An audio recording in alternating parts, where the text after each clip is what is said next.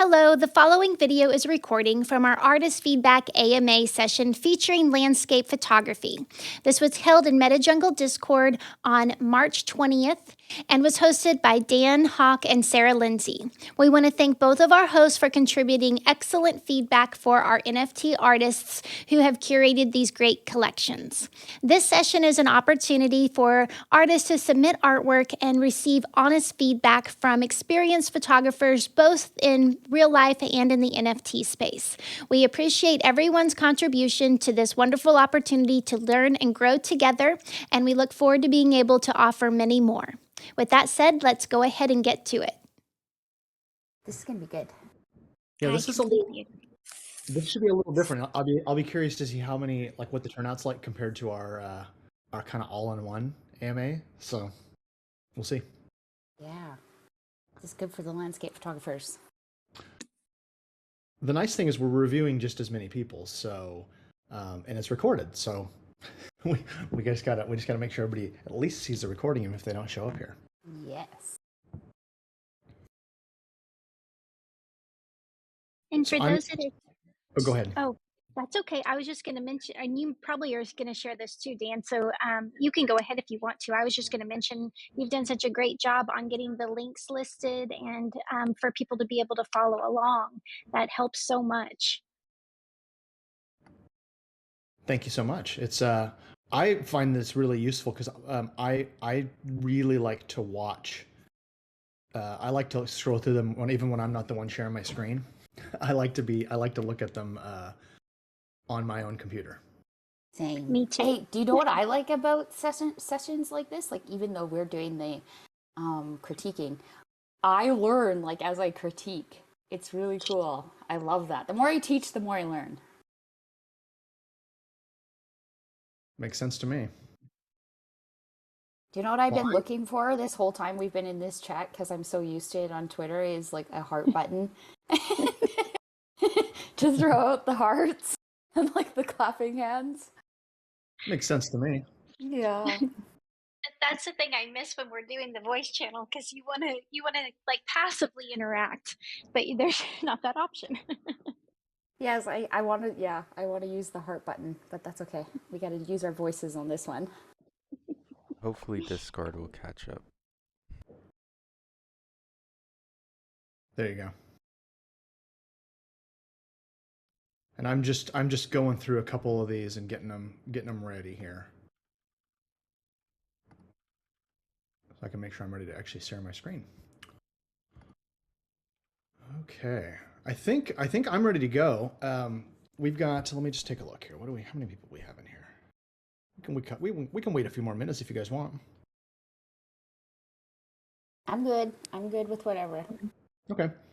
Well, we've got a few people in the room already, and here's kind of what I think might make sense. This is a different time than we usually go, and it's advertised a little differently, so we're going to get a different turnout. But I do see that we have at least two of the people that we're featuring today that we're looking at their work. They're actually here in the room. So why don't we just dive in with the folks that are here? We'll take them a little bit out of order, if that's good with you, Sarah. Yeah, that's a good idea. I see Steve. Okay. Hi, Steve. So, okay. So the people that like we are going over their work, they can't talk, right? Just so we can actually ask them to talk. What I'd prefer to do, and so this is maybe we can set up our way we want to do it. This is totally up to you and me. I like to have you and I look at them first before we have them come in, and then to let them, if they want to answer any of the questions we've asked or clarify anything. We can feel free to do that, and then we do want to try to keep each artist to around 10 minutes or so, just so we can make sure we get through all of them in a timely manner. Okay, got it. Other than that, I don't have a lot. So why don't we start? And I'll just kind of throw this out there. Daniel, are you able to talk in a couple minutes here, or are you at work and not able to?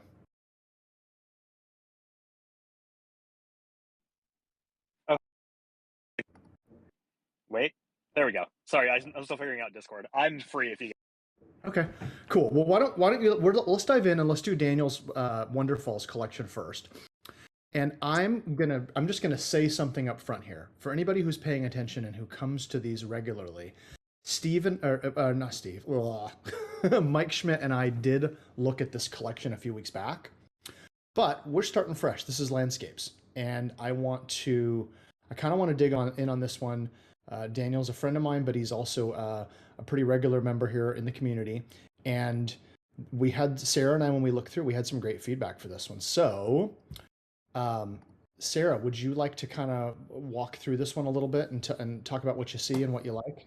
And Yes. also, I probably should share my screen, right? Yes, I was just going to ask you, how do I see it?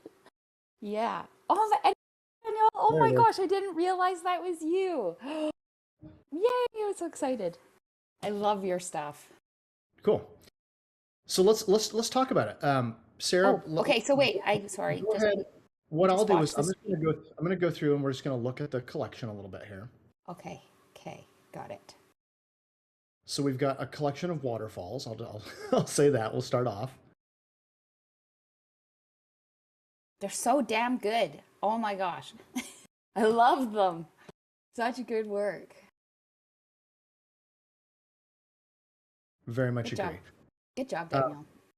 One quick thing. I'm going to go over the artist statement here for the collection statement. So this is Wonderfalls is an ERC 721 collection. 5 of 25 are sold. I've spent the last 3 years of my life ignoring the advice of TLC by going out and collecting waterfalls. I've been to over 100 waterfalls between Oregon and Washington and haven't even begun to scratch the surface. Wonderfalls is a collection of 100 images showcasing the beauty and power of waterfalls in my extended backyard, beginning with my Genesis year 2018. It wasn't until I got started in the NFT space that I realized what the true purpose of this collection was: to forever preserve the beauty of these locations in a way that can't be destroyed by fires or overvisitation. That places on the blockchain a time capsule to forever hold these memories. This is Wonderfalls. 25 minted of 100.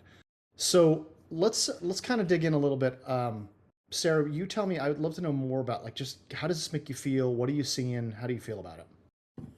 I feel, oh my gosh, well, the work is outstanding. Like, there's no critique to the work. It's just top notch. Obviously, it has a very strong theme. It's all waterfalls.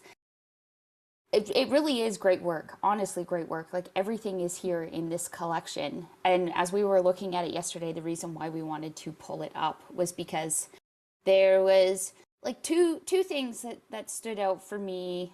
That one is, I feel there's a piece in here that just doesn't fit with the rest of the waterfalls. It like immediately stuck out to me.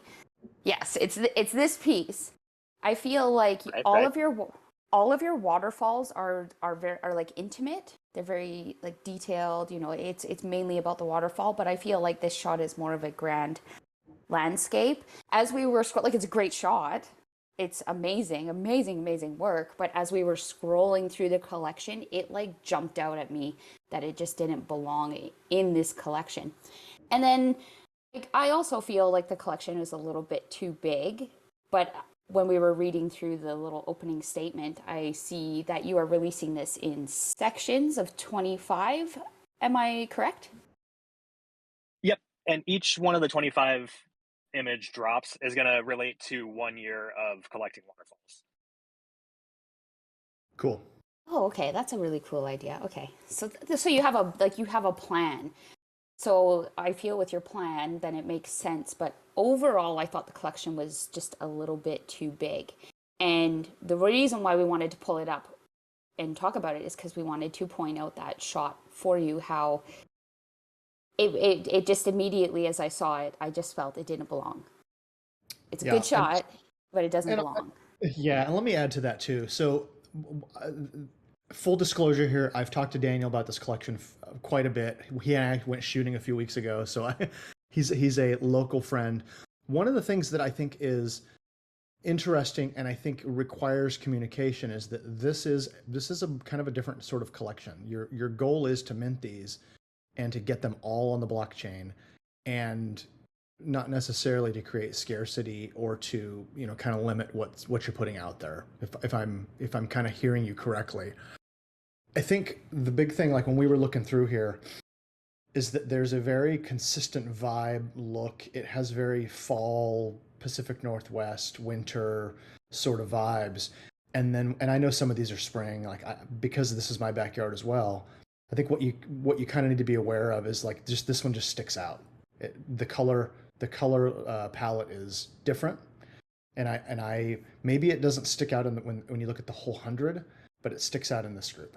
And so as much as you've really nailed down the greens are consistent, the mood and the tonality is the same, that one feels a little different. And I've also seen enough of your work to know this processing looks a little different as well. So it feels like it's kind of a different photo. But like if I pull this one up and I look at it up close, this is what it looks like. And then when I go back and I look at like the first one that I pulled up, this one here, this is just kind of, I don't want to say the other picture's not as good technically, but I think this one's kind of on a different level. This is just better executed in terms of like technically to my eye. You've got super sharp focus. You've got a great blurring here. You're not blown out. There's nothing is washed out or overly soft. And so that would be my one critique on that in terms of just from a photographic standpoint. Yeah, I agree with Dan. So maybe like that one shot would have fit better with some of the other waterfall ones. And I feel there is like an autumn vibe going on with most of this collection, and that blue in the sky. It just grabbed my attention right away, but not in the way that I wanted it to. But it's an outstanding shot. They're all amazing. There's no critique on the work. It's beautiful. And I love this one. Yeah, Mainly gorgeous. because I haven't been able to get a good shot of this one myself. The light's always wrong. It's gorgeous. So let's dive in a little bit on real quick. I have Daniel's questions that he had asked. And what he had said is sales have been slow since launch. Should I consider lowering the price? And then do I continue adding pieces without it selling out? Were the questions that he had asked.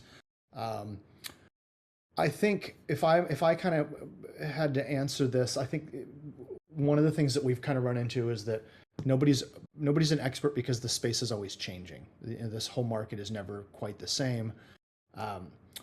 The work is not the issue. And I think Sarah was really clear about that. It's really beautiful. She loves it. I do. They're some of the best waterfall photos I've ever seen. And I think ultimately the why it's been slow, I think it probably has something to do with the way you communicate the collection. And I wish I had a better answer, a more detailed answer. But to me, and this is the same thing I run into as an artist, is that sometimes you put out work that you really love and it's beautiful and it's technically great and it's emotionally great, but it doesn't connect with the right people for some reason. I don't know. Sarah, do you have any other thoughts on this? Well, in terms of like sales being slow, I think right now it's just slow because there's so much uncertainty. Just remember we're going through like war too, so take a bit of pressure off of yourself in terms of sales. I also feel like from what I've been seeing around the space and just watching the price range that a lot of collectors do collect at, I think you've priced these just right. They're the same price as my landscape work. I think that's a good price range for us who do have experience and do put out, like good work. I think I'm going to agree with Dan. It all stems from behind like your marketing process. And I think you have enough pieces here, like out of the 25, to circulate and promote without having to release the next batch of images. I don't think you should release the next batch of images yet. I think you can be really pumping these ones because you have enough. So you have like a solid month's worth of promoting material here. I think you just need to, like all of us, I'm in the same position, just keep learning how to market yourself a bit better and keep pushing it and just take that pressure off of yourself with slow sales right now. The work is not at all the problem. So you eliminate that, you have outstanding work. Yeah, I agree. And the other question, do I continue adding pieces? This is with a grain of salt, so I'll just say this. I know that the goal is to immortalize these and get them minted on the blockchain. I totally understand that piece of it. You just have to realize that may be at odds with the idea of how big is this collection and how does it appear to collectors. How do they see that? If you are able, sorry, got a little piece of granola in my throat.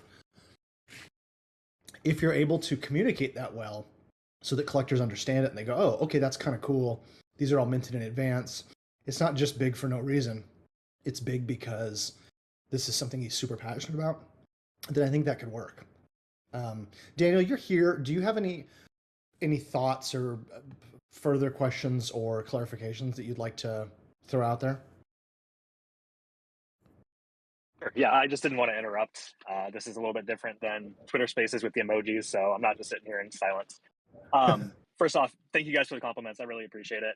I don't think I ever really thought it was because the work wasn't good enough. I think it's just figuring out a way to make this collection resonate with other people as much as it does with myself. Do you guys think that I should change out that piece that you said sticks out? Because you are right. It does kind of get away from my normal style, but it was one of the shots that I felt like was better than the original one I had up as an option, but also was still taken during that same time frame of 2018. I have others that I could replace it with, though, if you think that would make more sense to make it more cohesive. I'm going to say yes. But I also, if you don't do it, I don't think that's a big deal. Because some people might not have that same view as us, like when they're looking through it, especially if they're not photographers. But if you have a shot, I totally think you should replace it. And then that shot that you're taking out can go with the next batch of images. Maybe you have more of the grand waterfall landscape scenes. Right, I agree. And the other thing, Daniel, and this is getting kind of technical and weird about things. So if this is a taste thing. To me, that particular photo, the Orton effect is what's bothering me. That and I think the tonality of the blue just doesn't work as well in this. The tonality of the blue doesn't work in this collection, but also there's just a little too much of the Misty Orton thing happening up here. For my tastes. No, you're good. I kind of agree. That shot was kind of honestly more of just a test to see what I could do with a shot, like with a raw image that was kind of trash. Okay. That there was a forest fire that day, and the entire mountain was almost smoked out.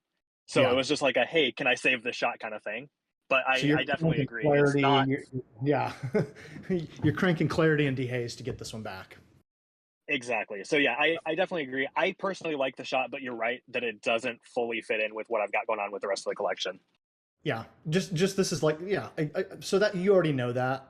I think I agree with Sarah. I'd pull it, and maybe you can reprocess and like look up here, because up in this area, I'm noticing a lot of halo stuff happening, which happens around these dark edges when you've pulled shadows or you've pulled highlights a lot.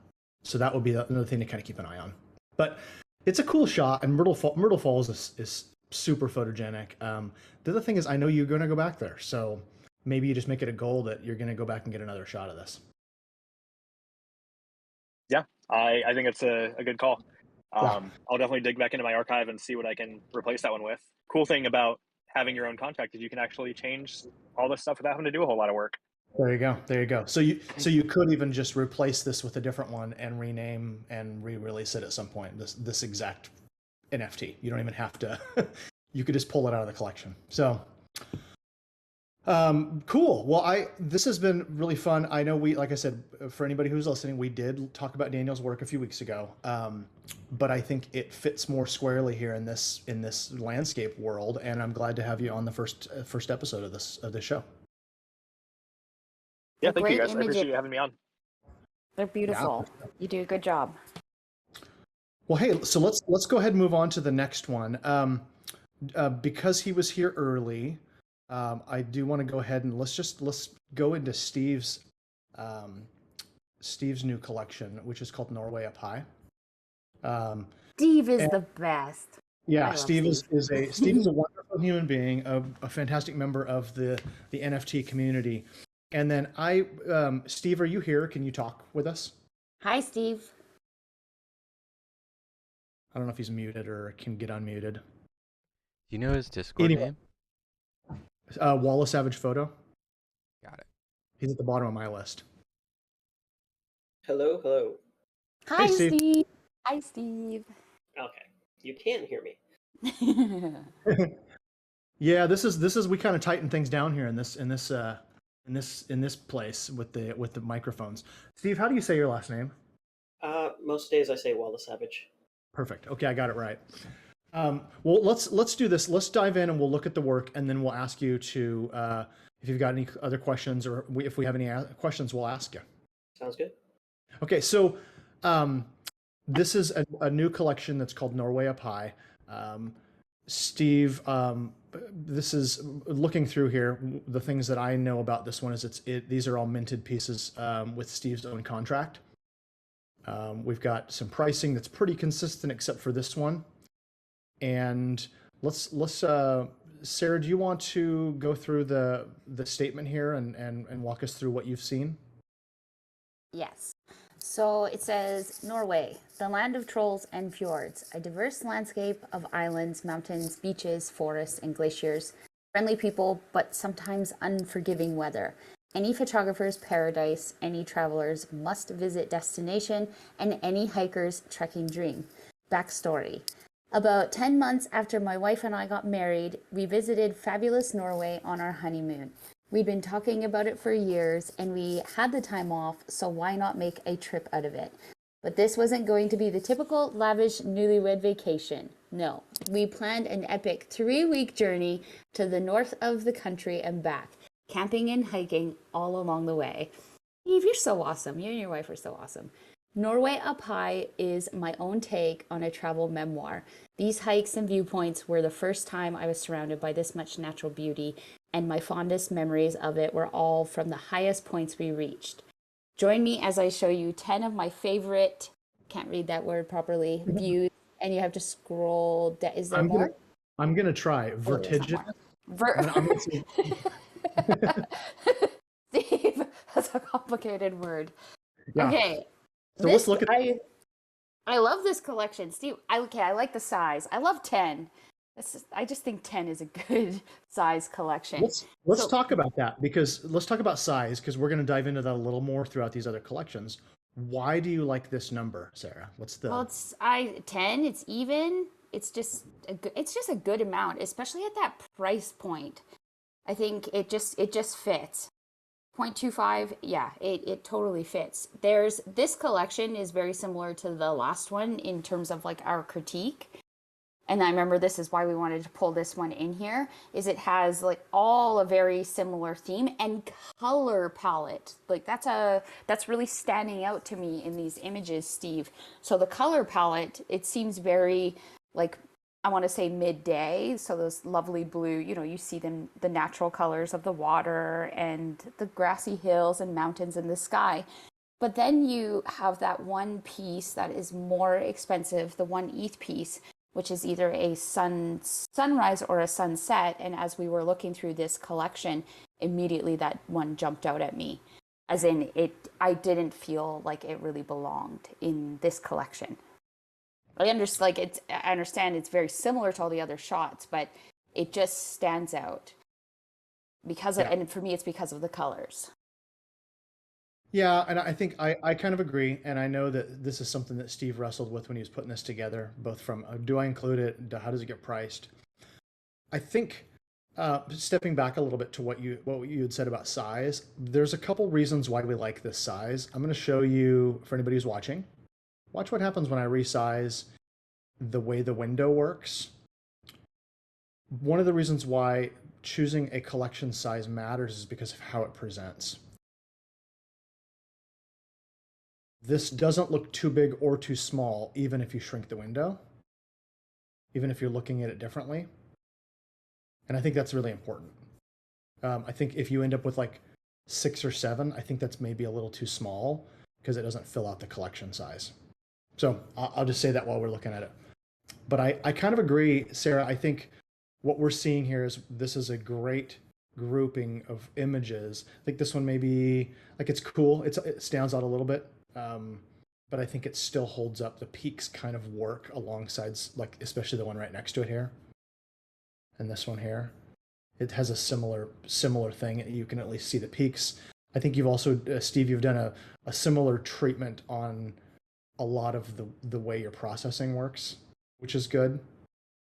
But I kind of agree. I think this one, and I hate to, as a friend and somebody who's, who's seen this before, and I didn't say this earlier when you're putting the collection together, I feel like this doesn't belong in this collection.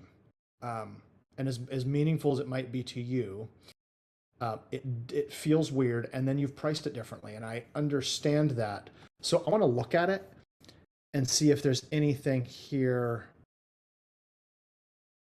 I don't see anything that's specifically talking about it being kind of like the best in the collection or your favorite. Yeah, that I was just gonna say that. Like, if it is super important for you to have this piece in this collection, I'm not saying that it's like, well, someone would look at this and be like, no, not buying from this collection because there's a sunrise or a sunset. I feel like you need to be very, upfront about it. And why is it more in this collection? You really got to pump it up that it's special. And because you just remember that maybe someone buying this is not a photographer. They don't understand maybe, the special moment that the sky exploded in these beautiful colors. I think that's important. They might not see it the same way that you see it, and if you want them to see it that way, you have to explain it, why it's so special, why it should be that price point. Yeah, exactly. While we're in here, because we're looking at this one, I just want to say that there's two things that are super important. Steve has all of his information here: his artist name, the series that it's from, which is a totally different thing. Which we can maybe ask him about that. The collection, the edition, the token ID inside of the collection, and then he's got his a little bit about Norway up high down here, which is cool. I also like this because this is a custom minted contract that he did himself. There's a link right here to the actual smart contract, which is kind of cool. It's just a nice thing for collectors to be able to see a little more about the provenance of how this is all built. And then look at all these properties. This is fantastic. It allows for collectors to go through and look at all these details, and also all of the properties are going to follow through and be parsed as metadata in future marketplaces, which is kind of something I keep beating that drum. I want your stuff in the properties. As somebody who's looking at these and trying to give you guidance, I think it's going to be really important that you put stuff in here. There's one thing that we didn't really dig in on Daniel's, and I want to mention it here. These are all minted already. And Steve, you don't have any sort of, and this is part of your questions, you don't have any licensing information in your descriptions or in your properties. I know that's partly because of when you minted these. And I know you've been part of some of these conversations with Alpha Trilogy about licensing and about usage and those sorts of things. So I know that's part of your questions. So we'll dig in a little bit on that. But I would say, this is not that many pieces, and it might behoove you to wait until gas is super cheap and make an adjustment and add your stuff to this one. Add your licensing if you decide that's something that you would like to do. And gas is 64 gwei right now, but it was down at like 19 last night. So I agree. If you can add the licensing, you have the opportunity to do it, because it's very clear that's something that is becoming really important. And it's only a matter of time until more and more and more collectors want that on these images. It also eliminates the question with future, if somebody buys it and then decides they want to try to use it a certain way that you did not approve of, you can go, well, it was in all the information when you bought it. So you're essentially, this is your way to put the contract. You are creating your contract for anybody who buys this. You're locking in how it gets used in the future. They can't say they didn't see it if you put it in there. So let's take a look real quick. I'm going to put, I have secretly on the side, I have the spreadsheet that has all of the questions people have asked here. So one of the things that Steve had asked, his questions, is one of one NFT sufficient to explain that this is the only NFT copy of any of these pieces and that the buyer will end up owning the only digital version? Sarah, what do you think? Sorry, can you ask that question again? Yeah. So he said, is one of one NFT, a quote unquote one of one NFT, sufficient to explain that this is the only NFT copy of any of these pieces, and that the buyer will end up owning the only digital version. Like, do you think something else needs to be said above and beyond that, aside from what he's already said here? No, because I believe that that's exactly what that means. It's a one-of-one NFT. Unless you're, I don't know what else you would put. Like, you can't shove it down their throat that it's a one-of-one NFT. I think that's already been set. Unless someone else is going to come along and change that. I think having one-of-one in there is exactly what that means. Yeah. I think at least right now, the market there's an understanding of what that means. Now, and that doesn't mean in the future we might have a whole lot more people join the space and they get confused. But I think it's up to us as artists. You've said one of one. Like, everybody kind of knows what that means in the art world. It means there's only one, and it's the single NFT. But I like that you're clarifying it, Steve. I think that is good that you're questioning that and thinking about it. The next question. In the past few weeks, has anyone found any good resources for licensing, wording, nomenclature standards that can be easily pasted applied to existing editable NFTs? I'll answer this one. Yeah, go. Do you have an answer? Well, I just want to say that we all know that Sloika has really paved the path with that. So I think that's the best place to look and start is with Sloika. Yeah, I'm going to look and see, but I'm pretty sure in the, I think we copy and pasted into one of these chats, and I'll see if I can find it, the whole section with all of Sloika's licensing terminology. So that it's all in MetaJungle. We have it all linked up, and I'm happy if anybody needs it and I don't find it today, I can always DM it to you, or you can find it in Sloika's terms and conditions. But here's the thing I think it's good to understand is that there are certain licensing terms that exist outside. They're common terms. So when you talk about rights managed, that means a thing. It's not. You don't have to get a description of what that means. It means that there's no one person who has it and that it's available to be used by other people. Exclusive means something else. Rights buyout means something else. And so the terms, the ones that Sloika has come up with are kind of specific, and they have little paragraphs that go along with them. I think the best way to is to kind of look around and see what's out there. And then you can also look at all the different Creative Commons versions. Those are not necessarily all free-for-alls. When some people hear Creative Commons, they go, "Oh, that means I'm giving up my copyright." But that's not what it means. There are I think 7 different versions of Creative Commons. So, and all of those are available on the Creative Commons website. So that's the second question. So I wanted to add to that because this is important. This is important. So. Maybe we just need to talk to Ev or communicate with Sloika and find out what we can use with their licensing terms. I'm assuming it would be okay, but I just want to point out that Sloika has always been for photographers. So before NFTs, I don't know if you guys know what Sloika was building. Well, there weren't Sloika then, but the team behind Sloika, they are 500 pics.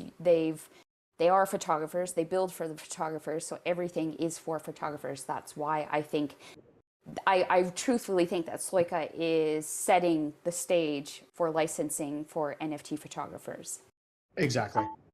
Well, Just trust them is how I feel. I'll throw one more thing out there. When I was right after that big conversation we had with Steve and Alpha Trilogy here back in February, I got on the phone and talked with Alpha for a little while, just because he has a few of my pieces, and because I'm obviously trying to guide in this space that he was a founder of. I wanted to kind of say, how do you feel about this? What's important? As a collector, why does this matter? And during that call, he was like, "Hey, tomorrow they're dropping this new license that Sloika is dropping this new license." So I think it's good for you to all understand the extended editorial license was they were talking, Alpha and Ev were talking about that. So that was a conversation that has been had, and he particularly likes that licensing terminology. So for what it's worth, you can decide to lock it down and have it be super tight. You can decide to have it be super open. That's up to you as an artist, but you probably should make a decision ahead of time. Thanks for that. And thanks for reminding me about Sloika's licensing stuff. That completely slipped my mind. This set was originally intended to be my Sloika, my first set on there, and I kind of backed out because my honeymoon was a little too precious to me, so I wanted to try the smart contract thing. But I will go take a look at Sloika and some other people's stuff on there. Yeah, I feel you on that, Steve. That's you got to decide where it's going to go, how it's going to Yeah. work. Yeah. The as we go through here, we'll probably see a few people who've used, have kind of copy and pasted this like a terminology. I think it's good to know, like Mike Schmidt, right? My other co-host that I had been working with, Mike's stuff is all commercial. His is all just you can use it for commercial purposes. That's how his stuff's all labeled. So there's not one way to do it that is the way. One more question that Steve had. What are your thoughts on meta collections, i.e. collections of collections, which I've called a series in the properties? Collection, Norway Up High, series, non-fungible travels. I've never seen this, and I've never heard you talk about it. Sarah, what do you think about that? Okay, can you ask? Yeah. It's hard for me when I can't read things. Ask Yeah, that question I'm gonna- again. Collections, yeah. like a spin-off of the original collection. So like he would keep going. Is that what we're? I don't think it's quite that. So look at this. Steve has the artist, then he has the series, and then there's a collection inside the series. So he's basically starting to say, hey, I'm going to have a series that's called Non-Fungible Travels. Clever, NFT, right? And then there's a collection that's inside of that. Oh, I get it. Which I've not Okay. seen other people doing that. Maybe Steve has and you got inspired that way, or maybe you just decided to do it that way. Do you mind giving us a brief overview about why you're doing it? Yeah, I mean, I've been to many places on Earth, and I think, in my mind, I like to group things in terms of geographic location. Despite the frantic nature of a lot of my NFT listings. So, if I eventually decide there's 10 cohesive shots from, say, Canada or 10 from California, in the future, I want to give myself a little breathing room to say, hey, this is a collection on my smart contract, but it's related to my travels. Sure. So it's a series. So you're wanting to create a series, and this is a collection within that series, correct? Yeah, and the reason I'm doing it this way, even though it kind of doesn't make sense yet, is because this metadata will be frozen once the collection sells. I love that. I think that's really cool. I think it's nice because it's a creative, kind of inventive way for you to organize Yeah, the way you do things. For agreed. that reason, it gets my thumbs up. Great work, Steve. I love it. I think you did a good. I think you did a good job, and I love the theme of this, and that it's all up high. Well done. I'm going to say one more thing because I think this is just given my opinion. We go through a lot of this kind of work where we see the collections, we see people minting stuff, we see people on different platforms. I am a big fan of going through and really thinking about how you're doing this and minting it yourself. These are on the blockchain already. You got to really work through these descriptions and everything before you do it because it costs you money to change it. But also, this exists outside of just OpenSea. It exists outside of other platforms, and it'll easily translate and move to different platforms and different marketplaces. I love it. I applaud you for putting in the hard work to make this happen because I know it's not easy. Thanks, Dan, and thanks, Sarah. Yeah. I'll take your words on licensing stuff to heart next time gas is low. Yeah, there you go. Cool. Well, let's Sarah, did you have anything else you wanted to add, or should we move on? I think we should move on. I think Okay. we covered everything we wanted to tell him about this collection. Perfect. Okay, great. Thanks, Steve. So let's move on I want to move on to Cappadocia and balloons. This one is let me just pull up one of these. So Gurhan Sahin is hopefully I'm saying that right. So Gurhan Sahin is the artist on this one.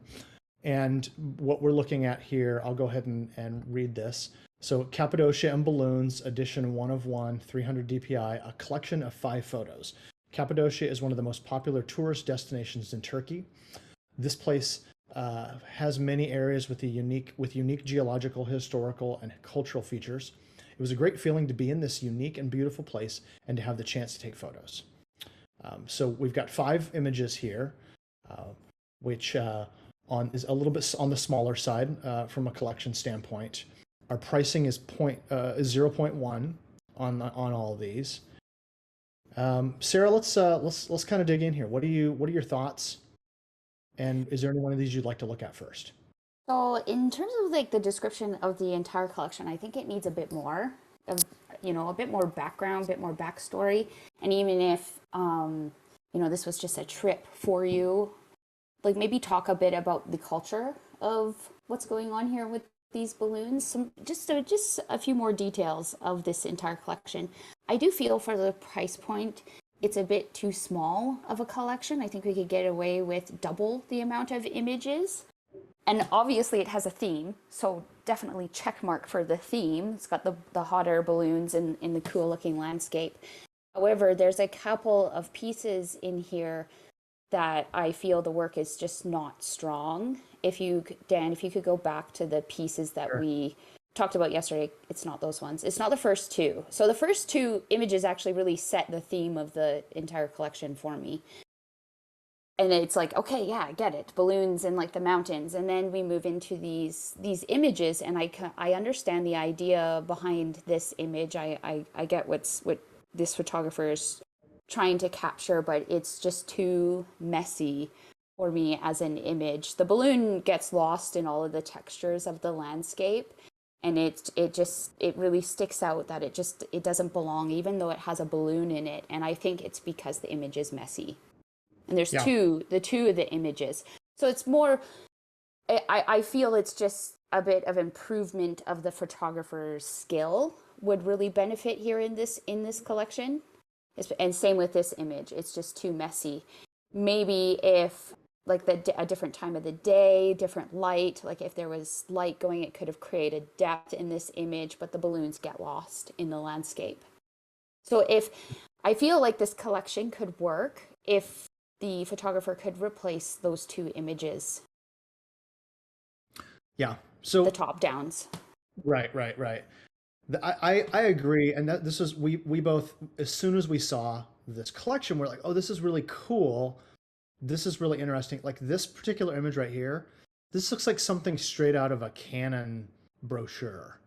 For this is great. It's a really cool destination. It's super unique. It has cultural, but it also has techno. I mean, I don't know if you can call hot air balloons technology, but it's it's kind of an interesting hobby / fun adventure thing in this beautiful environment. And there's obviously like hot air ballooning happens in the morning a lot of times, so you've got kind of this cool Belt of Orion horizon pink thing happening, which is great. What I think what Sarah said is that yes, these have a consistent look where you have landscapes and you've got balloons against sky. This one here, visually, if you're not looking at the zoomed in version, you just can't even, you can barely make out what it is. And I mean, it could be a ball, it could be anything. So it's not that there's anything wrong with the picture. The picture's actually super interesting. It's just that the balloon is kind of supposed to be sort of, I mean, it's a landscape, but with balloons. But the balloon kind of loses its power in this view, the way that it's done here. And I think these ones as well, if you were either, if you were down lower and had a lower viewpoint, it might work better. So that's kind of, I think, where we're coming from on that. So Sarah, you brought up something interesting that Mike and I've never really addressed. You mentioned that you thought that the collections may be too small for the price point. And I would love to know a little more about, I agree, but it's never crossed my mind to say it quite like that. Well, sometimes I like to put myself in the position of a collector. Well, I am actually a collector. I do collect NFTs. I just feel like when you think of a collection, you think of this kind of this one big, large body of work. And, if you add up all of the price of each image, maybe that's not the best way to explain it. I feel like if you're going to price at a low price point, your skill has something to do with it. Obviously, that's a big thing. but how many images you have in the collections. I feel if you're going to have a smaller collection, the prices can be higher, but your work has to go hand in hand with that. That's top. Always will be top. I don't know. I just think it makes sense. Smaller collection, higher price point. If the work, like the skill and the work of the photographer fits, though, that's big. That should always be number one and taken into consideration. And I wanted to say one more thing about his pieces in here.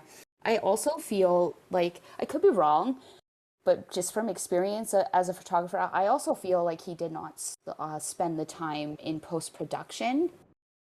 Like, there's a lot of things about these images that could be not corrected in Photoshop, but even just like cropping, contrast, like things that we learn as we evolve as photographers could really apply to these images and could, I think, take them a notch up in how they look. Yeah, so I pulled this one up, and this is a good example of one where either a curves adjustment or a highlights adjustment could make this whole sky come to life. Yeah, and there's definitely some other ones with cropping I think could have. For me, it feels like, okay, so as photographers, and there's a couple of collections that we're going to go through, and I'm going to say this a lot. There is you walk up to a scene and you take a snapshot. It's like the tourist shot, what everybody does. So photographers or people who are not photographers, they have cameras. They just walk up to a scene and they simply take a snapshot. They don't put thought into the composition. That's how I feel this collection presents itself. It's like a tourist snapshot collection rather than a photographer that like took the time to think out composition, think about the light, so on and so forth. Does that make sense? Totally.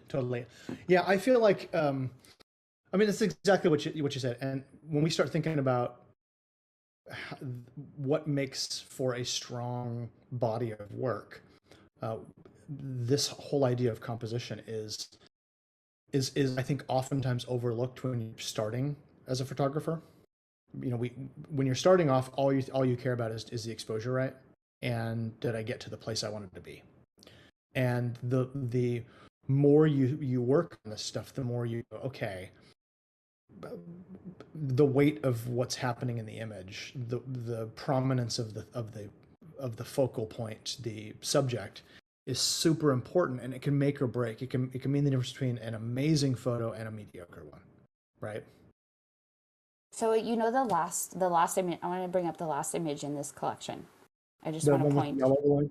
Yeah, with the yellow. Oh, of course, with the yellow balloon. This one should be my favorite. We're gonna visit that a few times today. I know. Oh my gosh, there's a collection coming up with yellow in it. Okay, so improvement on this image. What I see as a photographer right away that is like, oh, I wish this was different. I wish the balloon was actually in the sky. So the mountain line is just cutting the balloon off. It doesn't. It would be this image would be much different if the balloon was in the sky. So little things like that, just waiting for that moment. We all know it would have went in the air. It would have made sense.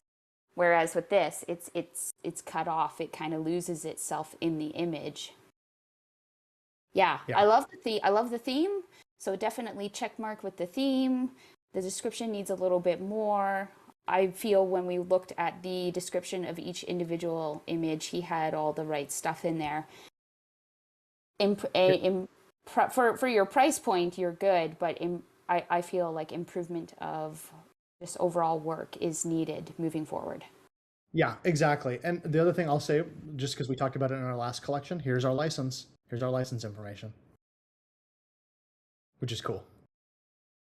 So thank you, artists, for listening and putting that in. No knock or anything against anybody who doesn't have them in yet. This is just, it's a great thing to have in your pieces. I also noticed that Gurhan is here in our room with us. Gurhan, did you have anything you'd like to add or any questions you had?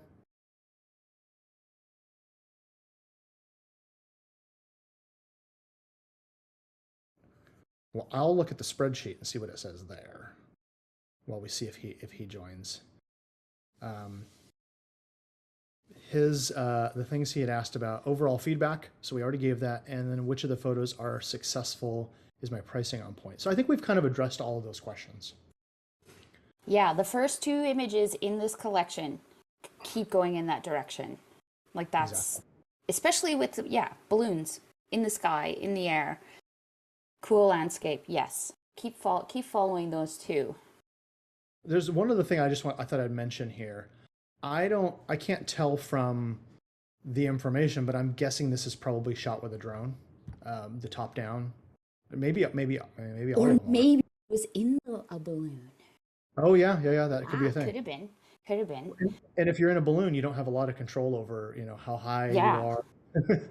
Do you want to know? So this shot, I'll just point out, like it would work. It would make sense. I guarantee it would look totally different if the light was different. Or if imagine like really beautiful golden light on one half of the balloon and across all these canyon walls. Yeah, well, it would have created depth between the balloon. That's maybe the best word here, is that this one, it feels kind of flat. It feels kind of flat, which means it doesn't have a lot of dimension.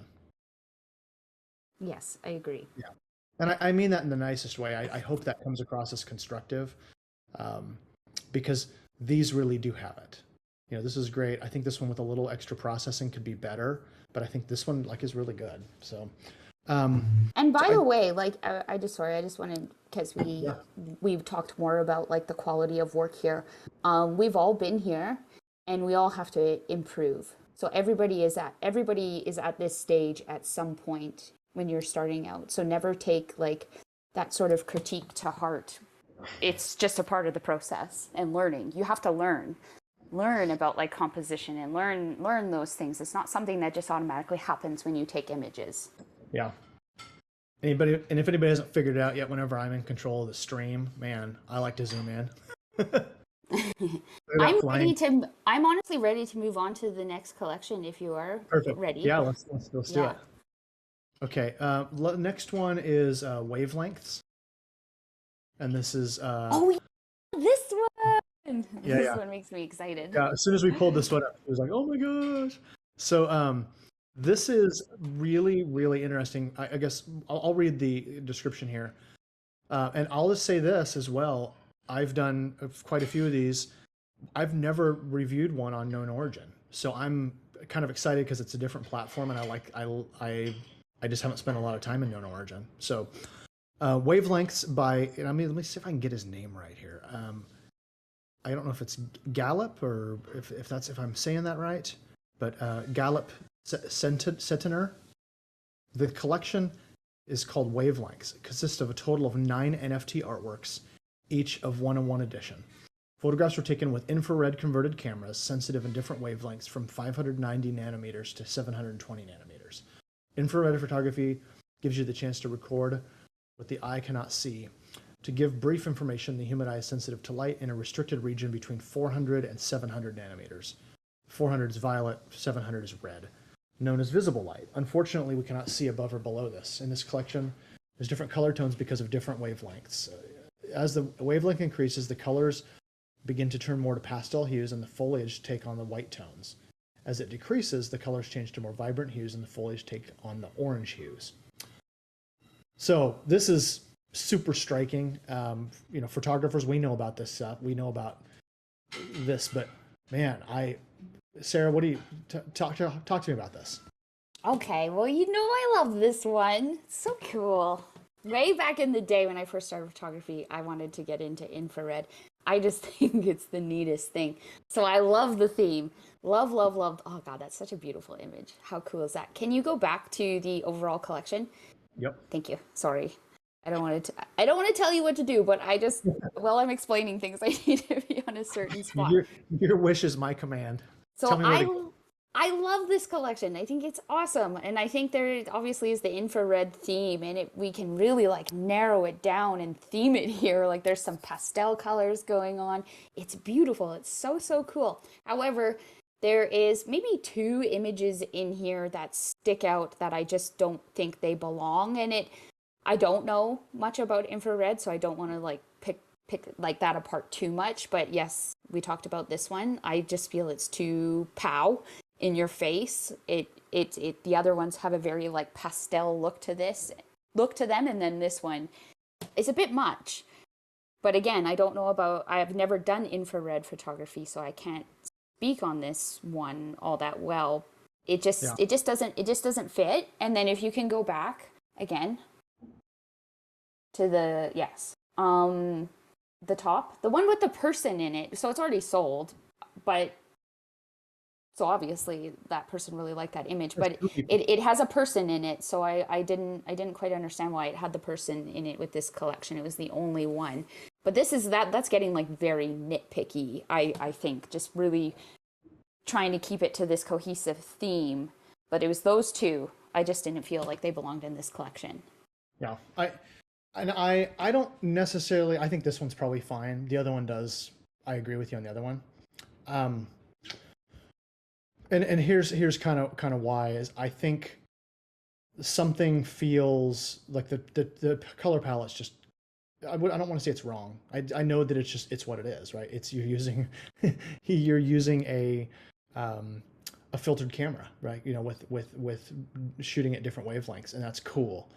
To me, this one is interesting because this one works, but this one to me feels like it doesn't work as well. And I think that there's something to do with like how like what the luminance is. This one is just like it's super bright and fiery, and it feels like it doesn't work as well compared to all these other ones. Like this is so dreamy, this one right here. I know, I love that one. That one and then the bottom one are my favorites. I feel like moving forward with this collection, or if he put out more collections, if he had more of this same work, I think he could really theme them all together by color. So he could have like a pastel collection, and then he could have you see the ones with like the yellow and the blue, and he could have that as a collection, and then he could have the fiery sunset ones as a collection. I think he could keep going with these and keep putting out collections, but really theme them by color. Yeah. I'm a sucker for the blue and yellow, the blue, orange, yellow combo. So for me, I'm looking at those three, and this one right here this is my jam right here.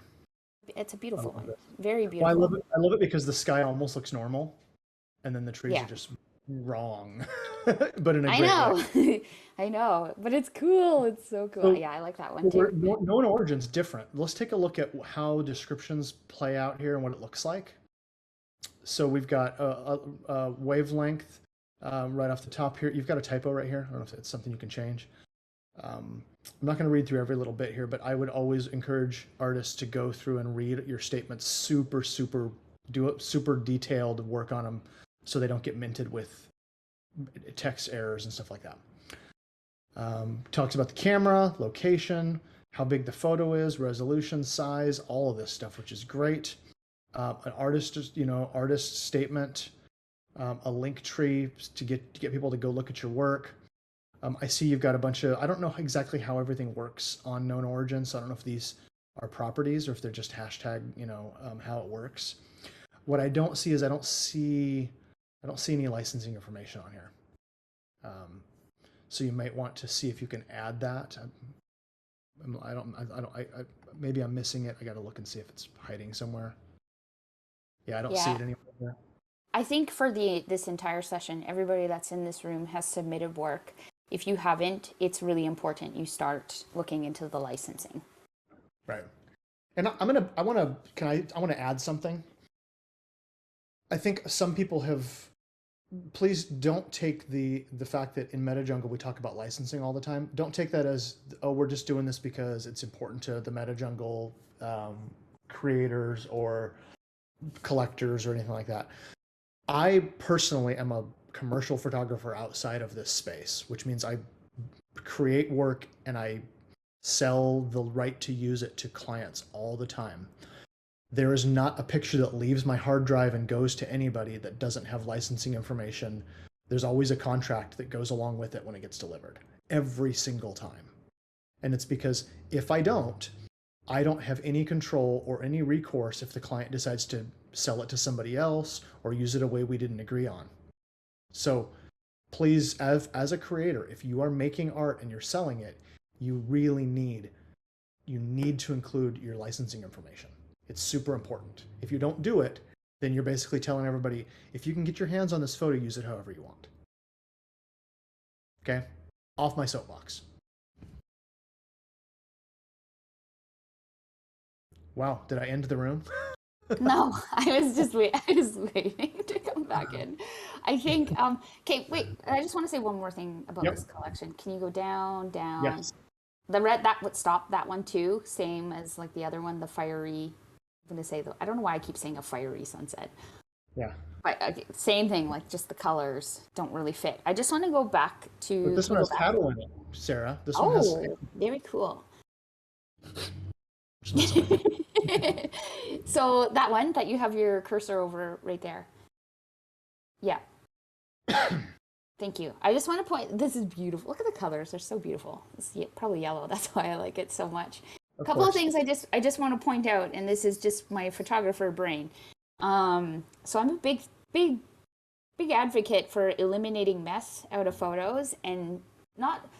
I'm always into like breaking rules, but I think if you break rules in art, you better have something really powerful to break it with. So the tree, like I feel the photographer could have moved a little bit in this image to make sure the leaf was not connecting with the rest of the landscape. Like I understand it's meant to frame, but we need separation there. And the twigs in the foreground, I feel that those could have been removed. It's just to clean up the image. Yeah. And less is always more. Less mess is always bad. Oh my gosh, I just rhymed. Less mess is always best with photography. Yeah. It's always interesting when we look at the photo, we don't know what soggy bank situation was happening, but I think I'm looking at this and I'm thinking if you could have stepped a little bit to the left and just down maybe an inch or two, you would have just to give that separation in there. Yeah. And that's, yeah, we weren't there. Sometimes I look at a photo and I go, hey, this is awesome, but could you? And they're like, no, I couldn't have moved. But in this case, we might not be able to move, but tripods can move and tripods can extend, and there is ways. Exactly. So overall, really beautiful work. And in terms of the questions that he had asked was, what do you think about pricing? Oh, actually, the first question was, what are your general thoughts on the entire collection? Well, we love it. We think it's beautiful. We'd like to see more of it. And I think this fact that you've invested in these infrared cameras tells me you have a lot more pictures like this. So I would like to see themed collections by color. That's what I would like to see. And I think Sarah kind of said something similar, right? a little more curation based on the color. You also asked what are your thoughts about pricing? We haven't really dug in here. So Sarah, I'm going to say this again because you haven't been part of these with me. My guidance for artists in these spaces is that the pricing is not as big of a deal as you think it is. Most likely, if you have looked at your peers and you've looked at the work that's selling and what's not selling, you probably already have a pretty good idea of what pricing works. And then it's just a matter of working to figure out if that pricing works with what you personally feel your work is worth. And 0.25 is a perfectly good middle of the road price for a collection of this size. So I think collection, pricing is totally fine. What do you think? You have any thoughts on that, Sarah? Oh, sorry. I was talking and my mic was muted the whole time.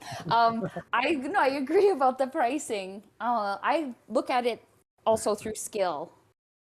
And like so I see how, like my peers have priced things, and photographers that I know are very skilled and do a really good job. So I take everything into consideration when I look at how people price their work. I think this is good. I think it's a good price point. Yeah, I think I don't mean to imply that it's not important, but I think oftentimes artists, they get a little overly concerned and they assume that their work's not selling because it's priced wrong, and or that it would move better if it was priced differently. And I just don't think that's usually the case. Can we just open up that first image? Sorry, I just want to look at it at its full glory. Yes. Oh, what a beautiful place. Cool. When you open it up in full, look at all the interesting weird colors in the shadows. Looks like hoarfrost. I know, infrared is so cool. Yeah, like all of the shadows turned like there's orange in the shadows and like these weird turquoise colors. It's like a dream world. It's totally weird. Yeah. If this was so before we end this collection, because I know we need to move on, I just want to say one thing about this shot and through my photographer brain, what I would have done to it. Again, cleanup and mess is very important to me. I would have eliminated, it's like a dream world. This is like a dreamy scene, and I would have definitely removed the power lines. Yeah, Yep. you're bang on. I think that's such a quick fix to an image that makes all the difference, and then it really takes you into this dreamy world. So cleanup is very important with editing. Yeah. See, there's a bunch of signs up here. Those would be easy to get rid of. And then there's somebody down here on a bike. Imagine if this was printed, right? Imagine it's printed in your living room. Think of it that way. Do you want your eye going to power lines? Yeah. And like, but like, Beautiful you look at this, and that is, yeah. And this is one more little thing too. Like whatever this is right Get here, that, yeah, remove that for sure. it would give it such a dreamy vibe. I would also maybe think about like with one like this, maybe pulling the saturation down a little bit and maybe try to soften out this area here so that so it really accentuates all of the texture happening here and with these little reeds of grass sticking up in the water. Soften out here. Beautiful collection. Really, really beautiful work. Thank you for submitting this. We both mouth open, kind of, whoa, that was cool as soon as we saw it. Yeah, definitely. Yeah. Okay. So let's move on. Welcome to Mars. One Day on Mars. It's One Day on Mars. This is I'm going to go back to the collection. Start the collection. So this is, let me just make sure I get this, if I can try to get the name right here. Yevhen Samuchenko. And one of the things that was cool, as soon as we pulled this up, we initially,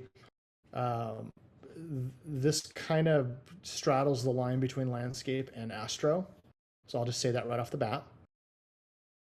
And I'm going to go ahead and read the about. Ukraine. So hey, there's a place we love and care about, and I'm hyper aware now every time I see work and artists from Ukraine.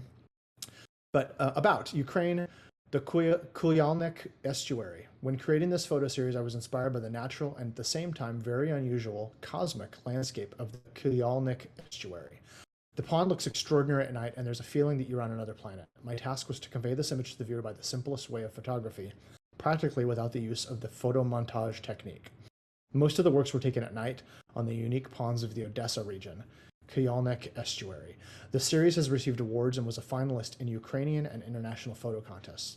The whole project, as well as single photos from it, was exhibited in printed exhibitions both in Ukraine and abroad: London, Lviv, Kiev, Kharkiv, Rome, Wuhan, Kolkata. So super, super interesting work. What do you think, Sarah? What do you want to look at? What do you like? Can you scroll the entire collection again just so I can refresh my mind on the pieces? So this one's very similar to me, like the last one that we just did. I think that's why I wanted to put this, or we wanted to keep this one in here. So I love the theme, like every image has the same color palette and, just total vibe to it. I think that the people in the shots might not necessarily work in this collection, like that. Yeah, just that one. That one. Yeah, there's just the one. other one, right? does. Yeah, that one. Yeah, it sticks out a bit to me, as in why is that in here? But then at the same time, it fits because he or she, is it a he or a she, has the entire collection, the same sort of colors. If you can go back again to view it as a whole, I have the same critiques like on this collection as the last one. Just some of the images, like an improvement on the overall work. So can you go down to the one underneath your cursor? That one, up. That one, yeah. Yeah, can you open that one? Yep. So this, again, I'm going to go back to like the tourist snapshot.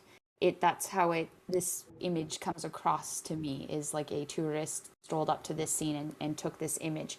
I feel like compositionally there could have been more, say, thought to it, but any shot, usually in a collection, that I feel is not as strong as the other one, it doesn't have to be the same as the other ones, but if it's not as strong as the other ones, it really stands out to me, if that makes sense.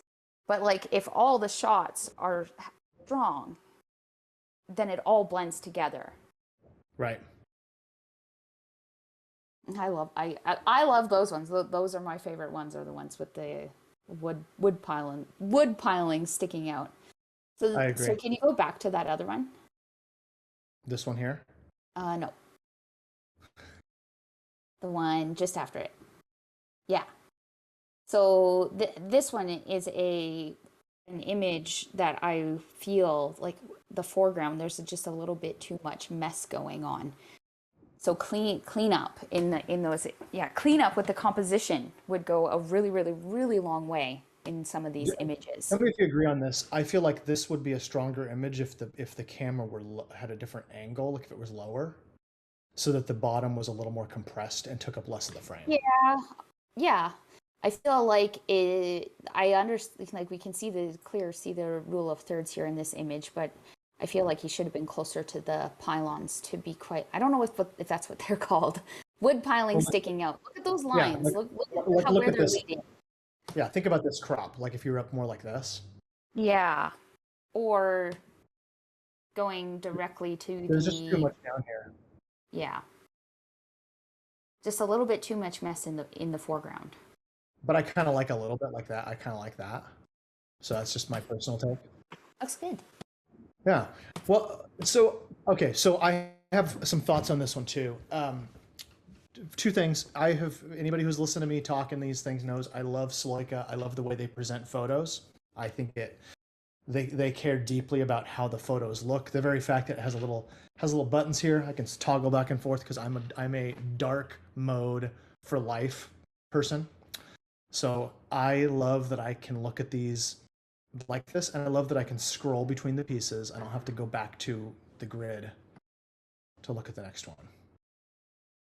So I'm a big fan of Sloika for that reason. To me, I think that the strongest work in this collection. That's cool. Just had to jump in and say that. It's when there's something really unique. It's not perfectly symmetrical. It could be a little, maybe a little stronger if you moved a little bit to the left. But I like this like shape that's happening here, and I think that this super textured feel of these pilings against the soft water, and then all of these great trails, that makes for a really powerful image. I agree. Also, that's a very powerful one. That one is awesome. You know what this is, right? This is the comet.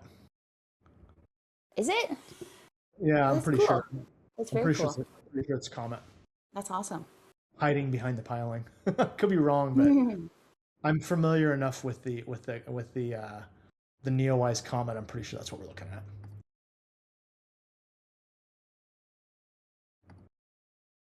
Oh, this is the other one that has a person in it. Cool though. So look at this image. Like, it's so well done. It's clean. It's cool. It works. It really, really works. I love that. Well done on that image. So I want to just say, the overall body of work. So it's very clear that this photographer knows what they're doing, right? I mean, star trails are not easy. This is a technique that is challenging. So the skill's there, but I feel like they have added in pieces that are not their they're not their strongest work. They don't. Yeah. They just don't hold up against some of the other ones. And I think that's very important when you're putting a collection together. Yeah, so if we look at the grid here, we're talking about 18 pieces. My gut, and I know anytime we critique Sloika, we're going to be, they are minted so that you can't add or subtract. So they kind of all are just there. Right. As far as that being said, and this is why curation is something that it's a skill we all have to learn and get really good at. Your number one job as a photographer is learn composition and learn about subject. Your number two job is learn how to self-curate, learn how to cut out the stuff and create a compelling story. When I look at these photos, there are some absolutely gorgeous images here. There are also a few images here that I don't think add to your story. And they don't, like, for me, this does not add to the story. Everything else is vintagey, old school pilings.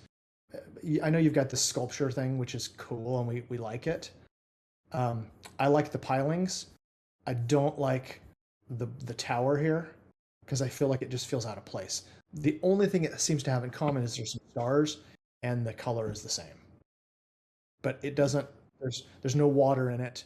There's no long exposure, cool things happening. There's no star trails. There's no pilings. Yeah, I agree with you. I think this collection could have been smaller. And I know, just looking at it, I know exactly the shots that I would take out.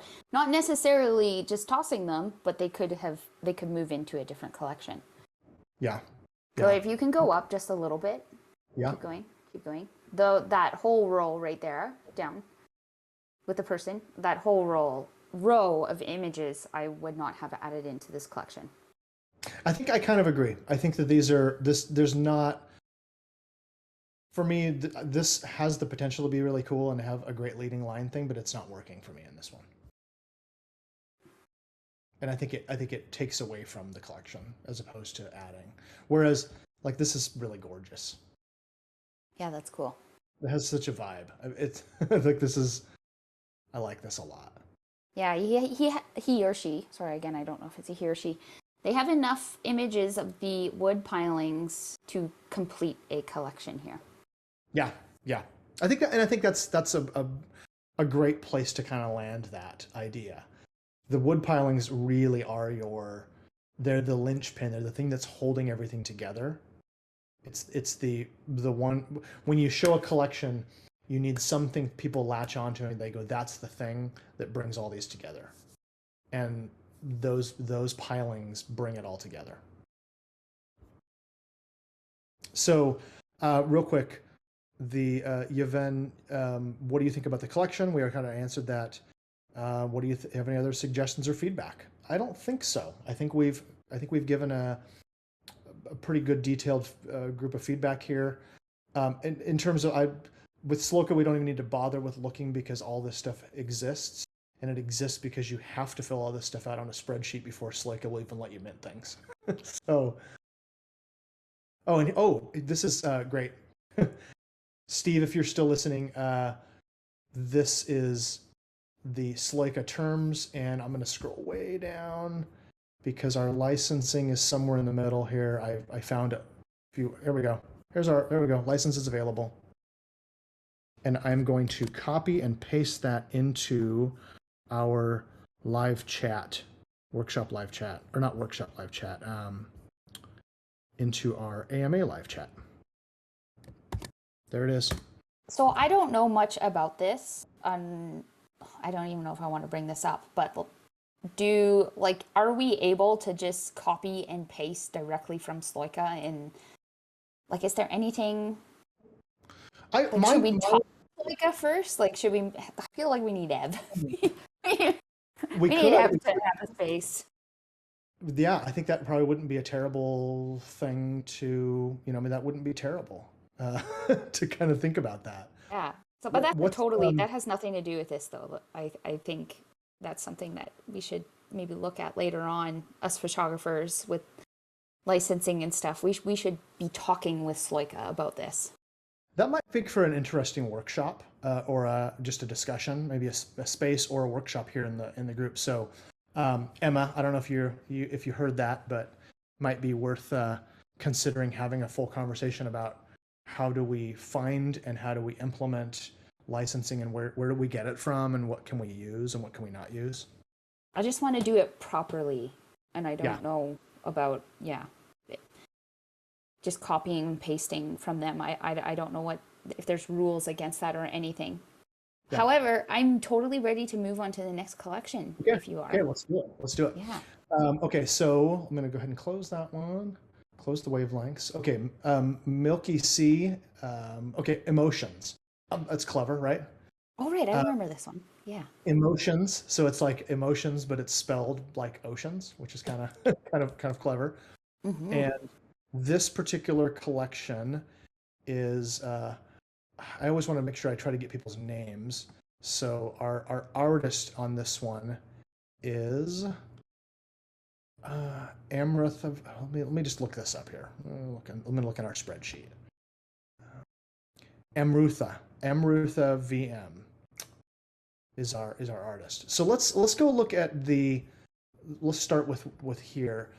So emotions, same ocean, different emotions. Is a collection of 5 one-of-one black and white NFT photographs by Amrutha VM. Photography is paused emotions, which then combined with the oceans, gives the viewer a vast imaginative space which floods one's eyes and mind with thoughts and revelations. Through this collection, I put forward some of my moments with the ocean along the years, which spoke to me in different levels through different emotions. I've tried my level best to show the at most justice to the frames with my obscura. I'm a 25-year-old multi-genre photographer from Kerala, India, more into macro, product, and landscape photography. Okay, so I'm going to just say a couple things about that description. There's a couple things in here. This section right here at the bottom is really hard to read. It doesn't quite work out right. And when you say obscura, I think you need to. I know what that means. I know that means it's kind of like a type of. I know obscura is another word for camera that's used sometimes. I think it makes more sense to put camera in here because people are going to understand it. A lot of people don't know what obscura is. And then I would kill this section right here, more into macro, product, and landscape. Nobody needs to know that. For right now, when they're in your collection, this is all you do. This is what matters. Agree. I feel that last sentence is very off-putting. Right, exactly. And it just doesn't look, those last few sentences, they just don't look professional. Like it really takes you're reading it, and then a couple of, definitely my level best, that doesn't make sense. So just a few things to tidy up there, because I think once you read that, if it's not good and there's errors, that person is likely going to leave this collection. Yeah. Well, and I will say this too, that while we are blessed with a lot of great photographers from all around the world, where English is maybe not their strongest language, or it's not their first, but it's not their strongest. Please reach out in the MetaJungle Discord and ask for if you need help with translating things or if you need people to proofread. We have a lot of people who are, for better or for worse, the NFT world lives in English. Like that's kind of where we're at. Yeah. But please use this as a resource. Reach out. If you get into the general chat and you say, hey, would somebody mind proofreading something for me? I'm sure you'll probably have a handful of artists that'll say, of course I will. Send it my way. Totally. And you'll probably have some Indian artists who will jump in and help you because they want to see you succeed as well. So let's dig into the work. So right off the bat, we got 5 pieces here. We have 3 at 0.15 price, 2 at 0.18. If we look at the individual pieces, I'm just going to click one. We've got a description. We have information about what it is. We have basic licensing information as well. What is your gut feeling on this? How do you feel about it, Sarah? Overall, I think it's really cool how this. I don't know if it's a male or a female, but this person they're going with a theme. They've created this theme, emotions. I love that. I love the idea behind that. So really, really cool, and I love that you're keeping it all black and white. That you've obviously decided that, so every piece is black and white. I think the price point is good. Could definitely have some more images in this collection, though. Maybe even double or up to 8. The part where I think you need to focus the most on, and I believe this is a forever journey of always focusing on this, is just improvement of your work.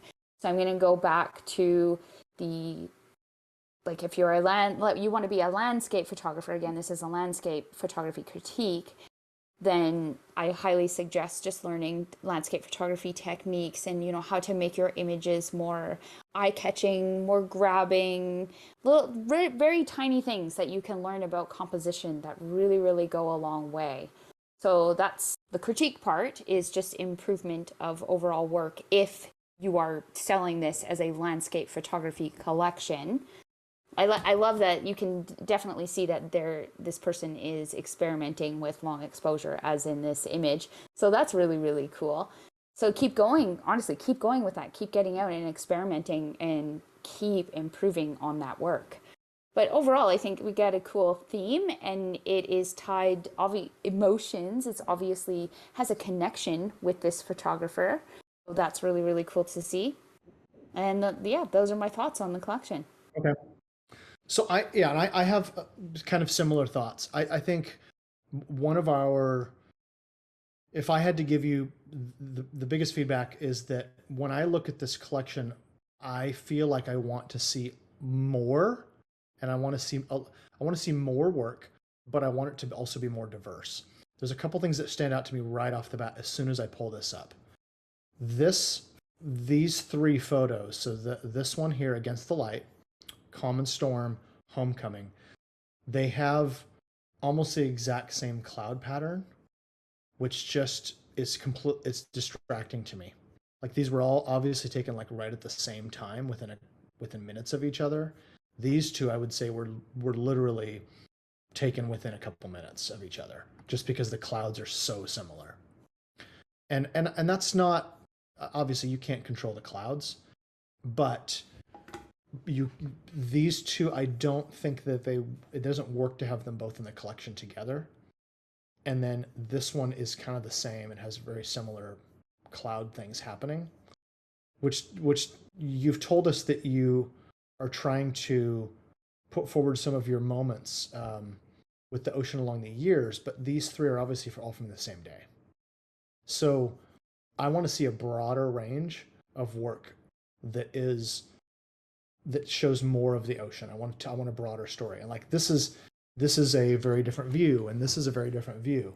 I want to see more. I want to see more different views for a collection with this broad of a title and this broad of a concept. I think the other thing that when I look at this work, there's a couple little things that stick out to me. I think you would benefit from. I'm seeing a consistent overexposure across these. So, like in this image here, this area is just kind of blown out. The highlights are blown out. You're using a long exposure, which I can tell. I mean, because of the beautiful milky waves. But that means that you've got this overly exposed area of your sky. And I think in a black and white, this could be so much more dramatic. And this image could work really, really well if you weren't blown out up here. The boat one is the strongest one out of this collection, I think. Totally. Yeah, I agree. Yeah. And I didn't know that before, but when I click on it and kind of zoom in, it really does have a great weight. The composition really works well. Yeah. It actually looks like, this one looks like a thought out composition. Yeah. And it might even be, you don't even have to reshoot or try to get a different version of it. You might even be able to, in post, bring this down. I don't know what your file looks like. What you have in post, what you have available. I think this one is the same exact thing. This could be amazing, but it's overexposed in the foreground. I don't think the water's overexposed, Dan. It's the long exposure that's not overexposed. It's that's just always what that milky look. It's the ocean. I know, because like long exposure is, I'm very into it. It's when you do the ocean, like the long exposure in the ocean, it's very it kind of looks like mist is coming off of the water. I don't feel this is overexposed. It's not at all, because there's still detail in it. It's just very, minimalistic, very, very white. See, and I guess I feel like I understand what you're saying. Just a personal preference. I want to see it darker. Yeah, but and it's maybe not the post thing, maybe. Yeah, I'm not saying that your vision is wrong. I'm just saying that's not. I'll show you overexposed. So if you can click Okay. out of the image, because overexposed is loss of detail. Yeah, like up in this one here. So open that. That is overexposed, where Yeah, it's yeah, just for sure. completely loss of detail. But the water, because overexposed is Yeah, something you can never bring that detail back. You can't bring yeah, that detail back. It's the other one though. There's still the detail in the water. So that term yeah, overexposed is loss of detail in the image. yeah. No, that makes sense. That makes sense. And maybe I was using the wrong term I there. get what you're saying. I think what you're saying is it's too bright for you.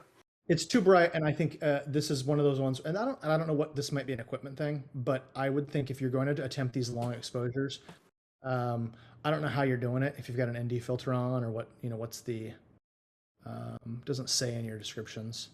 Yeah, But, because if but that image was overexposed, do you see the little squiggly reflection of oh yeah, the post? that would be Those this would be wouldn't blown out. Yeah. they would not be there. You would not see any detail in there. Yep, you're right. You are definitely right. So I maybe it's just just don't want, yeah, I'm sorry. I just don't want to be telling them that it's overexposed because overexposed is a term and it means one thing, oh like yeah, loss of detail. So I don't want to be telling them that because that's not overexposed. you're right. It's too bright for my tastes because I think you lose all the detail by being too bright. That's my personal on it. Yeah, yeah, totally. So I think our feedback on this one is you probably need more pieces. You probably need to be a little more diverse, and you may want to think about being careful you don't overexpose things here. And this is a weird one where like I think this photo has a lot of potential. This is blown out. You've blown the highlights, but it's also a little like I want more. I want it to be a little brighter here. Yeah, I want a little more detail. Oops. Doorbell just rang. I hear Sarah, a doggy. I'm going to just mute myself for a quick second if you don't mind Okay. carrying on for a brief moment without me. I can keep talking. Can you just go back to the overall collection though? Yes. Oh, Okay. so I need to go grab the door. All good. Okay, so I guess while we'll just wait for Dan to go and do what he's got to do. Honestly, this collection is awesome. Really good, great direction. Just slight sort of improvement on how you're capturing your work is really my only critique, and add some more pieces into this. Definitely a good direction though. I'm back. Okay, you're so fast. Had a package I had to sign for. Sorry about that. I hope that you didn't take me cutting it about that overexposed. No, not at all. Not comment. at all. I just No, you're totally right. I'm just thinking in terms when you say overexposed, I'm really always like loss of detail, but there's no loss of detail in that image. But I understand what you're saying. And I think for me it's a little hard because I want to look at the raw file to know what I'm really dealing with. To know what's still there. Yeah, I think it's a safe bet to say that one, Yeah. the vertical is overexposed. Yeah. Okay, so let's see. Let me look at if I had any questions here.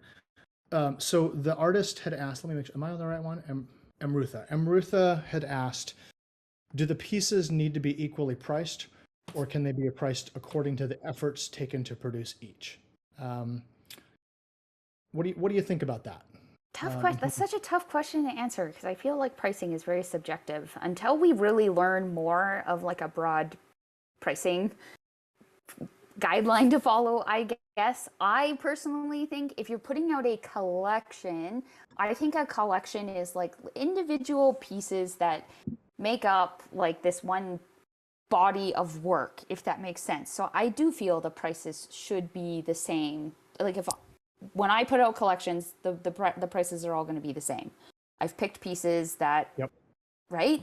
And if I want higher priced items, then I'm going to put those in a collection together or a standalone one of one. So Yep. when I think of collection, I think the pieces should all be the same price.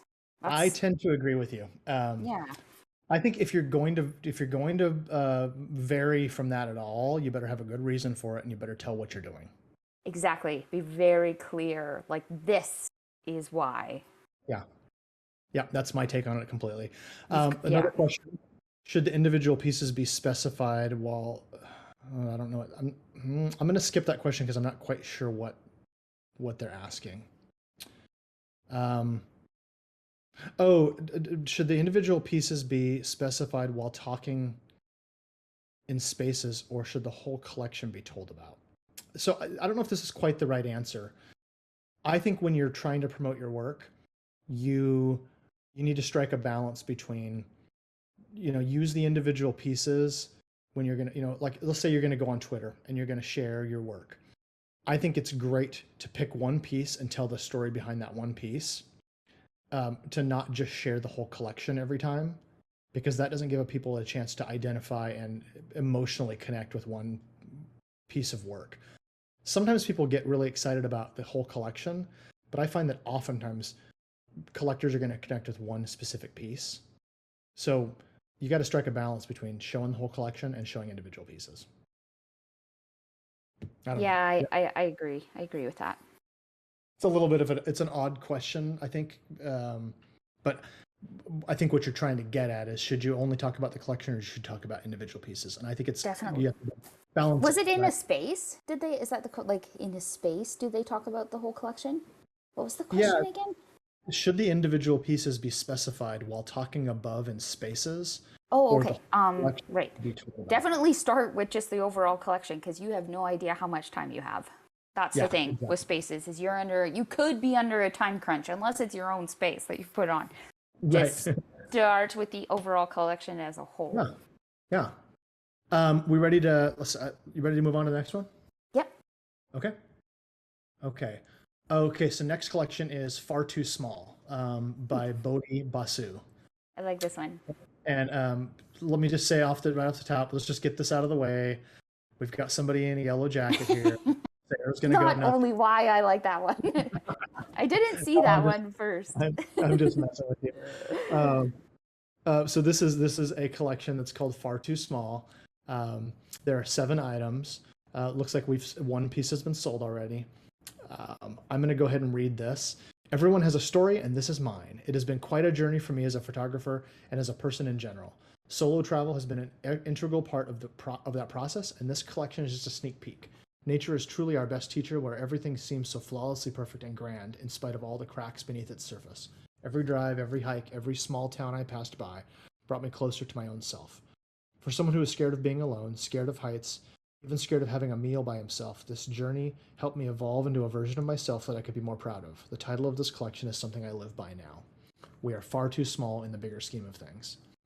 This collection is a set of 7 one-of-one NFTs, all of which are self-portraits taken off the beaten path, also highlighting the unreal textures and scale that exist in nature. So first of all, really, that's a cool story, right? Mm-hmm. Go ahead. You were going to say something. Well, I could. Sorry, I didn't want to cut you off. I love this one. This one's awesome. And no, it's not just because of the yellow jacket. I love the idea behind it. I love that they are self-portraits. That's really too cool. The work is obviously very good. Very good. Very, very good work. Price point, I think, is awesome. The only thing, though, is I see some are priced differently, and that doesn't make any sense to me. I don't know how you would explain to people why there's actually 3 different price points. I think we're pushing it on this one with the prices. I understand, like, maybe some may have been like harder to create or so on and so forth, but I think the 3 varying prices doesn't really make sense. I just think it has nothing to do with how you value yourself, but I just think you're kind of making it harder for yourself to sell the images with the 3 different price ranges. I remember when you and I talked about this collection yesterday, even though it's like, okay, we got some with the redwoods and then we have some that look like they're in the desert or somewhere like that. So it's 2 totally different scenes. But I remember our critique was that we would have liked to see another set of 3 in a different environment. And we felt like that would really have tied this collection together. And Right. like blue, white wala. Do we have our artist here talking? Is that? What's the artist's name? Can we go back up to the... Bodhi? Hello. Is Hello. this who the artist is? Yeah, hi, Bodhi here. Hey, what's Hello, up? Bodhi. Yeah, was there a question for me? Sorry, I was just listening to you. I don't think we have a question for you. I just think we were giving you some feedback on your collection because we're at your collection now. Yeah. Yeah, got it. Yeah, I heard that you were expecting three more, which will tie the collection together and a different tonality in general. Was that it? Yes, Yeah. our thoughts moving Okay. forward with the collection was to add 3 more, but just in a different scene. Got it. Yeah, 'Cause- I totally get it. I think the idea behind this was so I have plenty where I have a person in perspective and it ties with the far too small idea. But these 7 made more sense in my case because I had only these 7 where they were self portraits. And I wanted that to be a part of the story to begin with because that's how I started shooting landscapes with me in it when I started having this idea of having a human element in them. So that was the idea. And the second, from a price point, I get your point. I think after I launched it, even I feel the I will have to explain why they're different. And but then just looking at the collection, maybe it's not clear.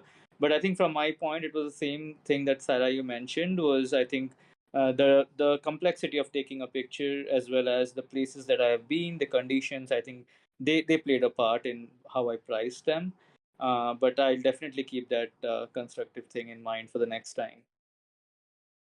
I think a way that, this is just my own thoughts and how I look at collections, is I look at, again, I'm also a full-time photographer, so when I'm pricing things, I'm pricing based on a bazillion of factors. So when I look at collections, I actually look at the collection as one price. And then whatever I had to do work wise with those individual pieces in the collection, I feel like I don't know, maybe one piece was a bit more, the work was harder, and then one piece it was easier to get, but it all balances itself out within that collection. I feel like if we're going to go varying price ranges, then it should really be like the sole one of one NFTs. I just think you might be limiting yourself to people. When people come and look at this collection, it's like, well, why is this piece 1.5? Why is this piece 2.5? And they would sit and wonder, like, why? They might not, and they're not, the answer's not going to come to them right away. Oh, well, clearly this photographer had to go to extra lengths. I'm starting to see like a price of a whole collection now, and then everything I put in it, it's just, that's the work I put into this one collection, one price. I hope that makes sense. I think it makes a lot of sense, Sarah. Let me, I was gonna also say, this is kind of fun. Mike is listening in. Mike Schmidt is in our, he's listening, and he's been typing away in the live chat, which is great. And he mentioned this about, about pricing. As a collection, when you see different prices, it's confusing. I'm going to step back. This is a little bit of a psychological thing. When you give people too many options, it causes, you ever heard of the idea of paralysis by analysis? I don't know if you've ever heard that phrase before, but the idea is that when you add lots of options, it causes people to shut down their decision-making process. So the idea of trying to get people to go, oh yeah, I love this. If one piece in here feels like it's a different price than the other ones, you've now added one more thing people have to think about before they can decide to buy it. And it causes people to just close the tab and leave. There's lots and lots of scientific studies on these sorts of things. And this is why a lot of times products that seem kind of different, that seem of different value, are oftentimes priced the same, or they have prices that look exactly the same. Like, like $19.99, $29.99, $39.99. They don't mess around with getting too different than that. But in this case, there's only 7 pieces here. If you get the prices too different, it causes people to question, why are they different? Yeah. Now that I'm looking more at it, so there's 2 redwood pieces. Are those redwoods? Sorry if I'm wrong about this. I'm just going to call them trees. There's 2 tree pieces with yellow jackets. One's vertical, one's horizontal. One is 0.15, one is 0.25. I have no idea how you would explain that to someone. Why are those different prices? Why were those harder shots to get? They're almost identical. Well, and let me just interject here. The one that's 0.15 is a far superior photograph. Look at this. The way that this light is cast across here, and when you pull this up, this is a gorgeous image. Look at the way the light is doing things up here, the framing, the detail, everything about this is beautiful. It's beautiful. It is a beautiful image. The other one is a good photo, but it's not the same quality. That's funny because I think I like this one. Like, I don't know. I like them both. Anyways, the quality of work definitely is not. But if you're trying to sell them on like the quality of these two images or something, the price difference does not make sense for these two images. If you're comfortable with it, this is definitely subjective in your own choice. I would lower your prices to be all the same. Yeah. Have we sold any out of this collection? Yeah, the one desert one, just a spec, is sold. Nice. Awesome. I love that one. And it looks like Bray Bray Woo Woo bought this one. Nice. So well, then you sold one of the higher piece ones. Yeah. Well, so here's a couple little other thoughts about this. I think what we're kind of getting at is that when you think about price, and Sarah, if I'm wrong here, feel free to correct. I think what Sarah's implying is that when you build a collection, it makes a lot of sense for you as an artist to think about what would it be if you sold the entire thing? What would you be looking at receiving? What is that total cost of the entire collection? The total price that they'll get sold for. And then does the number of pieces add up to a number that makes sense for you? Also, probably good to think about, if it doesn't sell out, what is the appropriate price that you wouldn't mind selling each individual piece at? And you have to balance those two things. So if you have a collection of 4 and they're priced at 0.25, that's going to be 1/8. And that could be a really great thing. You go, oh, that's perfect. If I sell out all 4, I'll get 1/8. If it's 8 pieces, maybe you can price them at a lower price and still land at 1/8. Or maybe you price them at the same price and now you end up with 2/8. I don't know if that's just a way to think about it. I agree. I agree with that. It's just a way to look at it. If you look at the overall collection, like collection means collection, right? And it's a body of multiple pieces that make up that collection. And it just is easier for me to think of the whole collection as a price. Yeah. Rather than each individual piece. Yeah. Bodhi, I saw that you had said unable to unmute. Did you have something else you wanted to add? Yeah, I just want to add, so based on what you're suggesting, does it make sense to update the prices after they have been minted?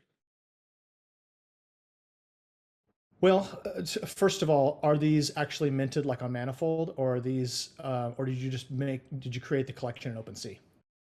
OpenSea. Okay, so you don't even, all you can just go in and just change the price. If you wanted to update, if you want to bring these ones up, then you have to cancel the auction, and that's going to cost gas, and then and then restart the auction or restart the sale. If you want to drop prices, you can do that without any gas. You just change the price. Got it. Yeah. So it's up to you. You want to go up and bring them all up to 0.25? You can totally do that. You're just going to have to cancel all 5 of these and restart the sale on them. But if you wanted to drop this one down, you could do that without doing anything. You just change it. Okay. In terms of, go ahead. Yeah. The questions you had asked, you asked about thoughts on the curation. I think we've kind of given you some feedback on that, and you asked about price points. We've also answered that. So I think we've kind of covered that stuff.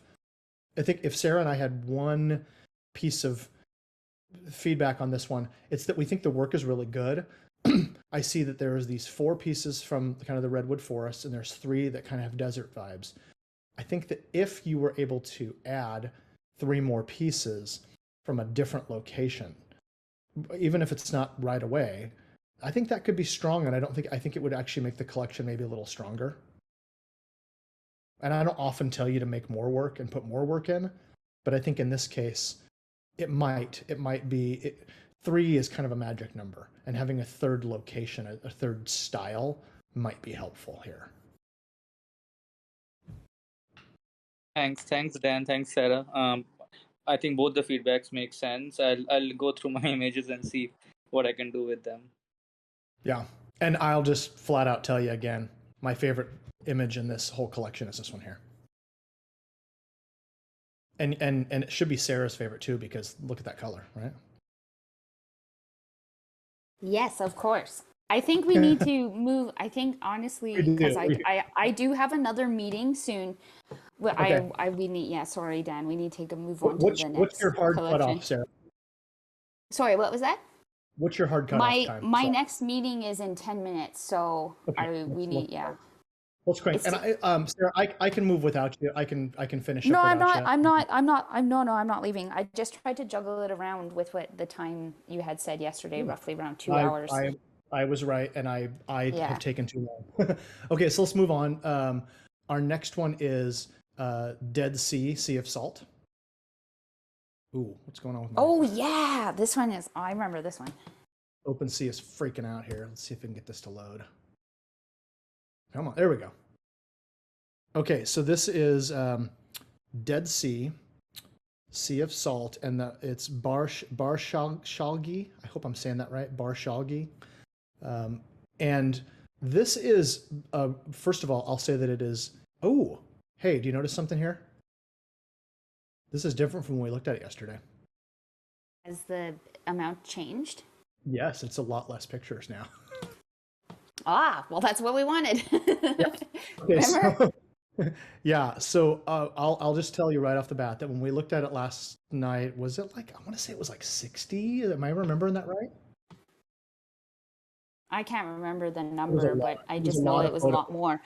So already the right thing is happening because that's what we had suggested. Yeah. So, okay, I'm going to just jump right in because I actually love this. I love these pieces. There's so many in here that I think really make a cool collection. And our feedback was definitely eliminate some of the pieces, but start piecing them together in a cohesive way because there's some amazing shots here and you could really put together some cool collections. Yeah, like these ones with all the lovely greens could be a collection of their own. Like outstanding aerial images here. Honestly, really love some of these pieces. And I think right now it looks a little bit, I don't want to say a mess of images, but there's just some that are not as strong that definitely don't fit. And then it's kind of goes with the saying, one bad apple can, poison a whole bucket of apples, I guess. Really great work, but start thinking in terms of like what fits together with these pieces. Yeah. So when we looked at it yesterday, it was very large. It was a lot more pieces than this. And I think what we were feeling is that there's a bunch of these great top-down views. These are like these abstract types of views that are really gorgeous and have a very specific look. And then there's a whole bunch of, kind of more ground level, kind of intimate landscape shots like these. And to me, I don't know that these should be in the same collection. I actually kind of think these will appeal to a completely different kind of collector. These cool top-down abstracts. And yet these are also super interesting, but in a different way.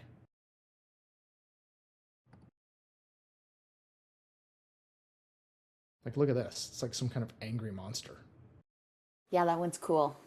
So like those top downs with the green water, those could all fit together in a really cool collection.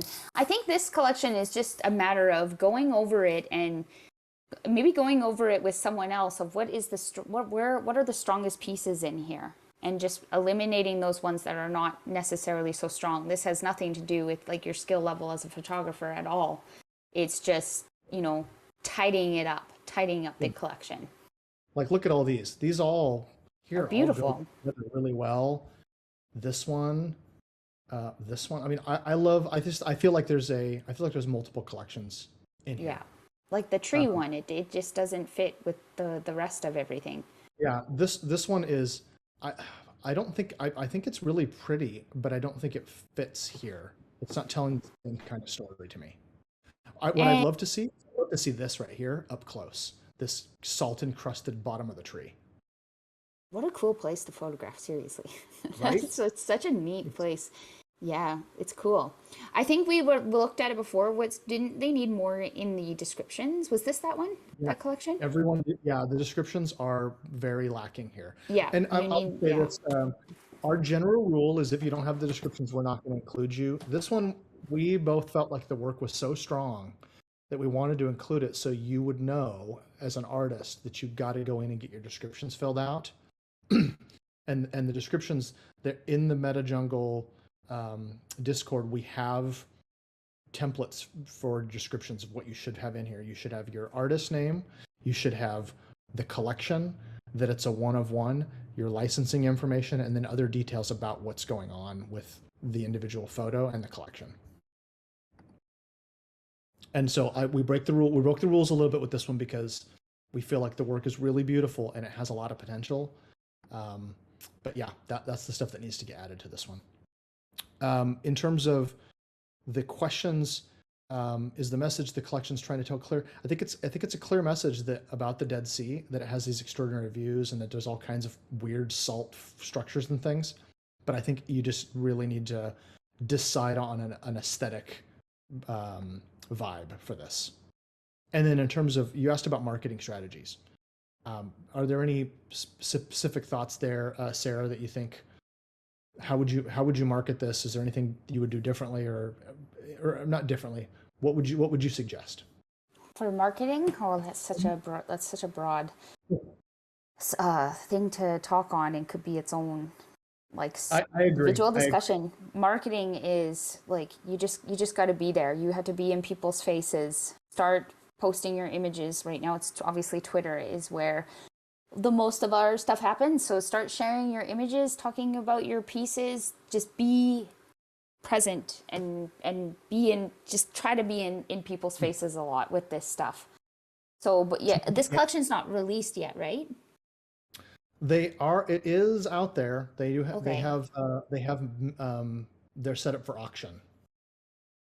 So they're not Okay. priced as buy now prices.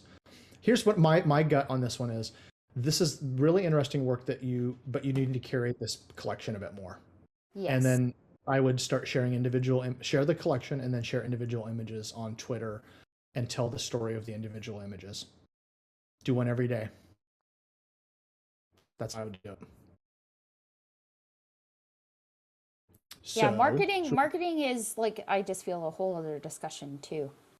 Yeah. There's so much to it. And the first thing I think is to start with eliminating pieces that are not all that strong in this collection and just don't make sense. Yeah, I agree. Should we move on? Yes, Do you have anything else? I do love this one. I think it's a good start. It's very, very good start. Keep going with it. Yeah. Those greens are just beautiful. I mean, it's that aqua vibe is. Yeah, great. Love it. Love these. I love this work. I would like print those for my bathroom. They're cool. Very cool. Yeah, really cool images. Okay. Let's go ahead and move on. Kieran Stone is the next one. Oh yeah, right. And I remember. So Kieran is an Australian photographer, and we wanted to address this one for, like, we have some very specific feedback on this one. It's 24 one-of-one edition pieces will be listed in the favorites collection, a carefully curated selection of my favorite images I've taken over the years. Each image has its own unique story, and then more information about the collection is on Twitter. So right off the bat, I'm just going to say this: Kieran is an exceptional photographer. These are amazing photos. Every single one of these photos is really, really beautiful, well executed, technically fantastic. So let's just get that out of the way. Absolutely. But let's talk about it from a collection standpoint. My gut on this is that this is a place. It's not really a collection. It is a spot in OpenSea where you've posted standalone image. portfolio. Yeah, or like it just looks more like your portfolio from your website Right. of like everything of all of your work. Exactly. Like I know it's not all of his work, but there's nothing ties together. It just looks like a portfolio put on OpenSea. Outstanding work though, like just amazing. So maybe moving forward, I think your work is really strong, so I don't think you're ever going to have issues selling your work. But you could start to like put things together that make sense. So like waterscapes or forest, or really making a theme out of your images, because I'm assuming that you don't just have one waterscape. If you are an outstanding photographer, I bet you have multiple. So maybe start grouping them together in that way, because this really just looks like your overall whole portfolio that you're presenting as a photographer. And yeah, the monkey is such a cute shot, but the monkey it doesn't make any sense. Like in this collection. So who are you appealing to in this collection, right? Someone who likes wildlife shots or someone who likes landscape shots? Yeah. And then we have some architecture in there as well. So the Empire State Building, it just doesn't really make sense in this collection. So if you were going to just be putting out your landscape work, then just put your landscape work out. Right. I mean, ultimately what it comes down to here, and this is something that I've personally struggled with a little bit, is that some photographers, we think in terms of standalone images. We don't think in terms of collections. We create images as one-offs. OpenSea doesn't really play along well with that, because they force you into collections. And so unless you're lucky enough to be on super rare, you're kind of, everybody's expecting you to put out collections. To me, look at the price point. Priced at 1 ETH across the board. Like these are one-off standalone images from Kieran's portfolio. I don't think this is a collection, and I'm okay with that. I just think that, and he's even kind of said it here, right? But I also, you've called it a favorites collection, and I almost feel like this is maybe hurting you. I would maybe pull back and say this isn't a collection. It's a portfolio of your best work. Yeah, definitely. And I think if you're going to say these are not part of a collection, they're one of ones that are, I think our terminology is weird. For one of one means that there's only one of the thing, but also we oftentimes in the photography world, when you say one of one, you're talking about a standalone image. You're not necessarily talking about that there's only one. We're not talking about editions. So I think in some ways it might be good to clarify these are standalone images. They're not part of a collection. I agree. Other feedback he was looking for. What are your thoughts on the theme for the collection? Well, I think what we're kind of getting at is there really isn't a theme. Yeah. I know I want to be respectful of your time, Sarah, because we've still got 3 more ahead of this one. Oh no, it's all good. I let them know. It's just hard. It's just challenging when you don't know the time, and like I do have another meeting today. I've let them know. Okay. So Kieran is not on here with us because he's in Australia. It's super early there. Yeah. So what do you have any other it's hard to kind of figure out, like, what would your advice be on how you would structure this? It's like, what would challenging.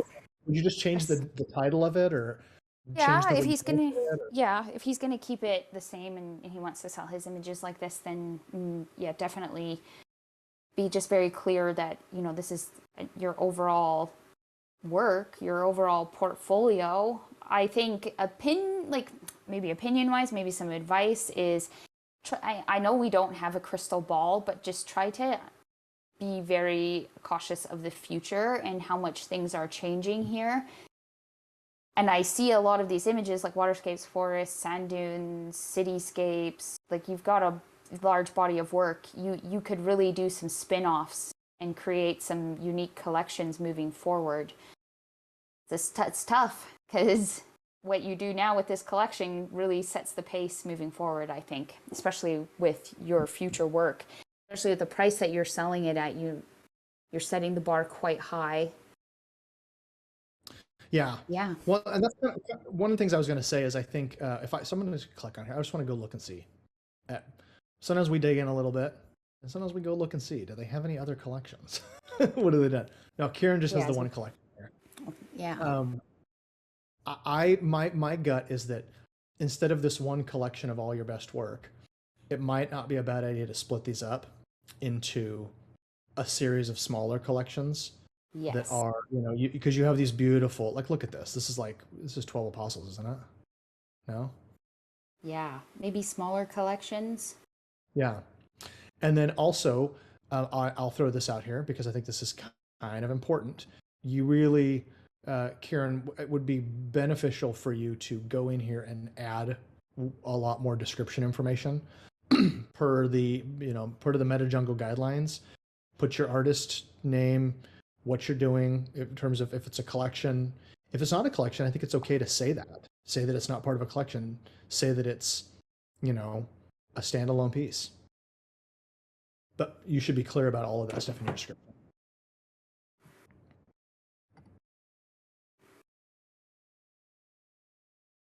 One more thing I haven't really mentioned on this group or on this session is that I think it's really important that everybody start adding the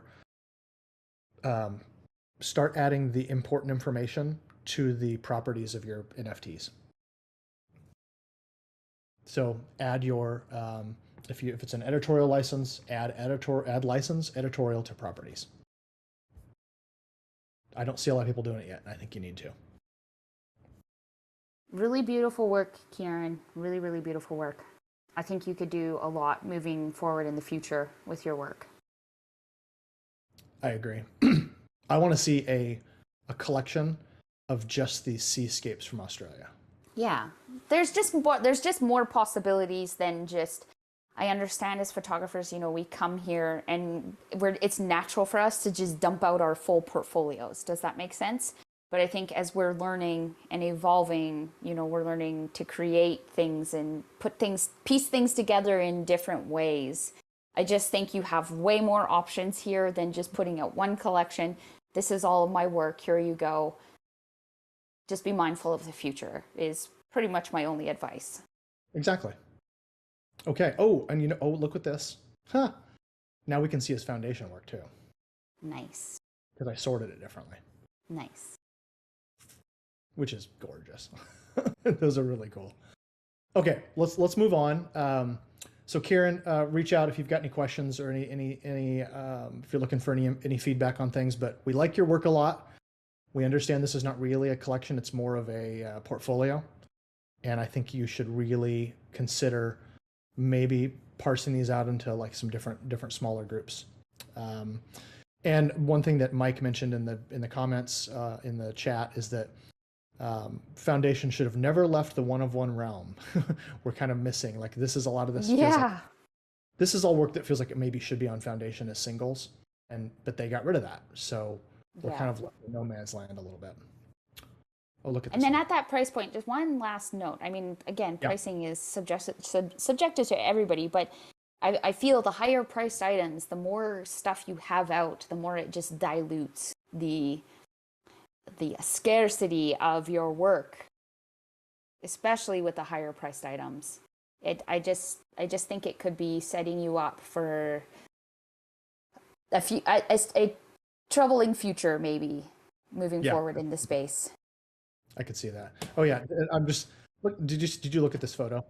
Yeah, it's beautiful. I mean, I'm just, like I said, I'm a sucker for zooming in, but like look at the tonality. Look at how well this all holds up. Even zoomed in, so much detail. Exposure is just spot on. It's outstanding. Yes, he has outstanding work. Anyway, very outstanding. I think it's very obvious right away. Like, I'm not much of a zoom in kind of person. I think it's very obvious right away the quality of the photographer's work. To be quite honest, I don't pick apart photographers' work by zooming in and because you can tell, you can tell by composition and light and Yeah. everything that they know what they're doing. Can I tell you why I zoom in? I think that I think we've all gotten into this space and people are uploading their work. They go and they find the exported version of their photo on their hard drive and they upload it. And you need to remember that if a collector buys this piece, they might put it on one of those giant 42-inch or 55-inch frames, TV frame, art frame things in their house. If you're not exporting at like minimum 3,000 pixels on the long edge, it's not going to hold up. And I just feel like if you want this stuff to last for the long haul in the NFT space, if you're intending for these to be on the blockchain and be collectible and tradable and resellable, you've got to really be thinking about, does this have does it hold up at large sizes? It's beautiful. He has beautiful work. Yeah. Okay, Amazing let's move stuff. on. Okay, yeah, moving on. Yeah. Oh, and MB Stewart in the chat says full size, future proof. I think that yes, I think that's exactly what I'm saying. I believe, yeah, but I also believe that we will see moving forward the separation of skilled professional photographers versus, it's so obvious. And I think moving forward, with pricing and all of that stuff, we're going to see a separation of the skilled professionals versus the, just starting. It's clear, or people who care about their work. It's very obvious, even from a thumbnail. Yep, exactly. Well, let's move on. Kieran, we love your work. Good job. Yeah, great job. Beautiful. Okay. Next one, Romanian nature. And I like this one. Yeah, this one is, I'm just going to click on it so I can go Eternal Photography. And I believe, if I'm going to look and see, Eternal Photography Shoops is their username in MetaJungle. I didn't look at the prices yesterday. Yeah. Those are the prices. Yeah, so these are okay.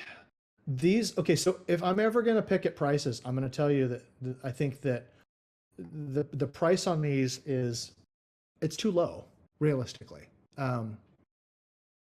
Yeah, I'm just going to say it. You've got too many. You got at least one too many zeros in there. That should. I mean, like I could see 0.03 maybe, but like this should be like at 0.01 at the lowest is my gut. It's too I don't low. think it should. Yeah. It's too low for just all of photography in general.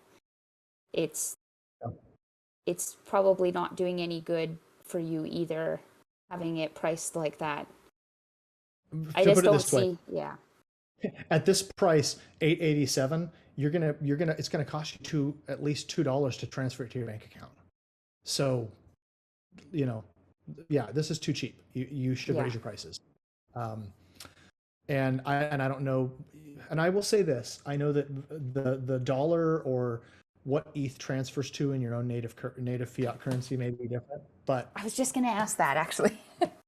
It's like different countries and stuff. Yeah, but I still just feel like it's too low, and yes, you are, as an artist, you deserve to price your work higher than this. That's what I would tell you. And if it takes a little while longer to sell it at a higher price, that's okay. Hold out. It's not even selling. It's not selling at this price. So it's just almost like a dishonor to yourself to price it that low. Oh, I love that one. That's my favorite one. But I will say look at all these. These are all priced at 0.03. Well, maybe it was a typo. Yeah, could be. I hope it's a typo because no one in the world should ever be selling their images on the blockchain for $8. Yeah. Okay, let's just hope it's a typo. And I'll say just Russ Images bought this one. Russ is a really active member in the MetaJungle community. He has all those really cool self-portraits with the lampshade. Cool. Yeah, so it's cool to see photographers supporting other photographers. This is really a beautiful photo. Yeah, that's my favorite one of the whole thing. So let's talk about the collection. Let's talk about what we see here and what we're looking at, because you and I both had, I think, similar thoughts when we first saw it. The description is, I'm a Romanian photographer, and with this photos, I want to show you the beauties that my country has to offer. And let's just dig in. What are your thoughts here? So the same as definitely don't want to. I don't want to talk about the price of this collection just because We've already talked about it. unclear if that was a typo or anything. So we'll leave that if it's priced right. I think it's the same as very similar to Kieran's. Like there's just everything is going on in this collection. I remember we talked about this one yesterday and try to just moving forward for the future when you're putting out a collection. Try to group things together that they just make sense because there's a little bit of everything. And you've also submitted a collection with like portraits and just a whole whack of stuff into a landscape photography category. So we have our landscape photography brains on, so we're trying to piece together a landscape photography collection out of this, and there's a lot of portraits that need to be eliminated. Yeah. So there's 29 items in here, which I think is way too big for almost any collection, unless it is super focused. And I think in this one, I see a lot of really, a lot of beautiful scenes, but like Sarah just said, there are probably only a handful of landscapes in here. And there's just a lot of stuff that doesn't belong, should not be presented together. This is a milk bath photo, right? This is a street photo. This is a portrait. This is architecture street. So is this one. Adventure, with a super wide angle lens. Documentary, portrait. There's what I would like to see is I think you've probably got at least 4 or 5 collections here of smaller things that could all kind of stand on their own small collections. I agree. I don't even see that many landscape images. No. Maybe a couple. And then, I don't pull up the first image because me and you talked about the first one. Yeah. So it's very clear, though, to me from a photography brain that this photographer's strength is not in landscapes and it's definitely in portraits. So they're on this image, like the landscape image that is in here. So that's what I'm talking about, a overexposed part in an image. That is clearly overexposed and blown out. And photographers will definitely be able to see that right away. Maybe people who are not photographers won't quite understand, but just improving, the overall quality of your work, especially if you want to make a landscape photography collection. There's a lot I think you could learn here, but your strength is definitely in the portraits. Yeah. I think that's what's crazy is that photo up there, and then look at this. Like this is a very interesting but a very different style, very stylized, and I think there's a lot of that kind of work here. So I think if overall feedback is that this isn't really a collection. There's not much that binds these together except for that you're telling us it's Romanian, that it's all Romanian culture. But like this, there's nothing Romanian about this photo. Like I see people in Portland, Oregon taking this same photo all the time. This is not necessarily, doesn't look like Romanian. This doesn't either. This is just, looks like this could be camping at any lake in the world. And I think that if you're going to try to land on something particular, I think you need to be you need to really zero in on what's Romanian about this. What's uniquely Romanian. Yeah. I feel like this is just not like the overall collection and just how you submitted it to like a landscape photography one. I just feel like you're not even really taking it seriously. So the prices, if we're kind of questioning, are they typos? So little things like that, just tighten those up so that when someone comes into your collection, they understand what's going on. Right. Well, and I think ultimately that's where your job as an artist, and this is kind of a weird thing because if you're just a photographer and you're just sharing photos, individual photos one at a time on Instagram or Facebook or whatever, who cares if you curate? I mean, you're just sharing work to just share it. But if you're trying to present yourself as an artist who people should pay money to, people should want to buy and collect your work, then you need to present your work in a way that is cohesive and makes sense to them. And I feel like that's the one area where you really aren't, it doesn't feel like this is curated. And that would be my thing, is I would pull back and say, okay, are there some common themes here that I could create, just one small group of images that all have a common theme. And I think that will be really beneficial to you as an artist. And then once you've done that, then you can begin to say, okay, maybe somebody would want to buy this. And your question was, what should I change and how do I advertise my page? My gut on this is, I don't think you should advertise it until you have a clear, compelling, an ask. You can't ask people to invest or collect something that isn't, where it's not clear what you're asking them to do. And Agreed. in this is just a lot of kind of random images, and some of them are really beautiful. But as a collector, if I looked at this, I'm just going to point one out here. Maybe I really like this photo, this Bucharest number 7. But if I see this, I don't know that I'm anxious to buy it from this collection, because there's no story here that is a through story to me. I'm not buying part of some greater story. And that kind of bothers me. Yes, I agree with that. I think this is maybe the one where I have the most harshest critique is I just don't feel like enough effort was put into this. It was just throw these on here and then see where it goes. And I'm a big believer in hard work, and if you're going to sell something, you need to put the thought into it. It's the pricing for me that is very, if that was an error. Yeah, it just scratches my head. It just feels sloppy. Yeah, and I hope that doesn't come across as me or us trying to be overly harsh. We want to see you succeed, and there are some pieces in here that are really beautiful. This photo here.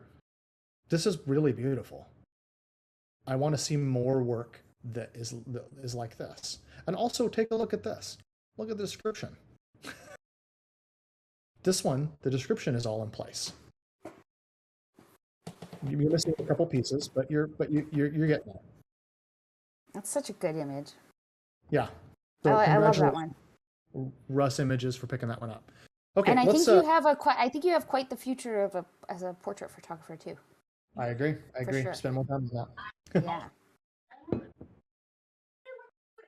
ramen you have built today. It's actually plated. Thank you. Okay. So we were both waiting. Okay, we're moving on. Let's move on. Okay. Let's move on to the one with the mountains. I remember this. Before we move on, I'm going to say, Russ Images chimed in the chat and said, if anyone else buys one, I'd be forever grateful. I'm glad to be his first collector. 4th on my campaign to give 100 artists first sales. So that's chat cool. Going on that I don't know about. I'm still not familiar with some of these things. So just 2 spots up from our feedback AMA in the Discord, there's an AMA live chat. Is that like typing chat? Yeah. Okay. I cannot multitask, so I'm staying on just this one. It's a lot of screens to juggle, but I'm just going to stay here. Russ has some work that he's been selling, and as he sells it, he uses the proceeds to buy other people's work, which is pretty cool. So, I would say to the artist, Shoop, reach out and put your work into the. We do have a section for work in progress, and we also have just general chats. And if you have questions about how to put together those collections, reach out. Other artists will probably help you with that. So, okay, let's move on. The one with the mountains. This is one that has been collection. Yes. Yeah. This has been. We didn't look at this one last week because we had one the week before that was a little too similar. And so I'll tell you that's why we waited till this week. This is, first of all, I have a big part in my brain for just like these super grand giant mountain landscapes. I absolutely love it. Yeah. there's something so powerful about this. So I'm a sucker for mountain shots.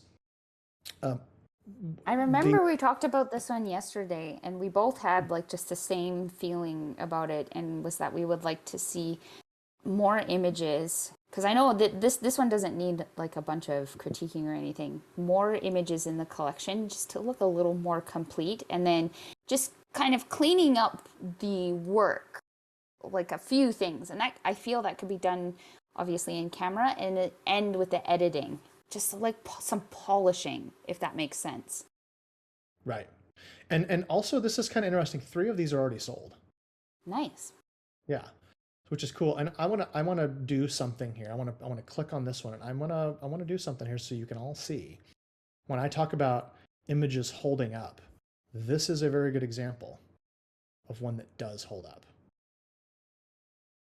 So watch this. Look at the detail on that glacier. And look at the depth across these. The beautiful light. Yeah, this beautiful light, the way that the shadows hold up. This is one that it holds up at the high end. Do you remember the balloon one when we were talking about like how it was flat? This is what we're talking about when we say if there was different light, it would create depth. Imagine if there was no light here. In this image, it would be very flat, and there's so much texture throughout the image that like you just need that light there to just really tie it all together. That's why photographers are so obsessed with light. Yeah, exactly. So I think this is one of those ones, and it's really interesting to me that we're kind of leaning a little different direction than Mike and I have done with the other collections. This one is another one where I feel like it's maybe a little bit too small.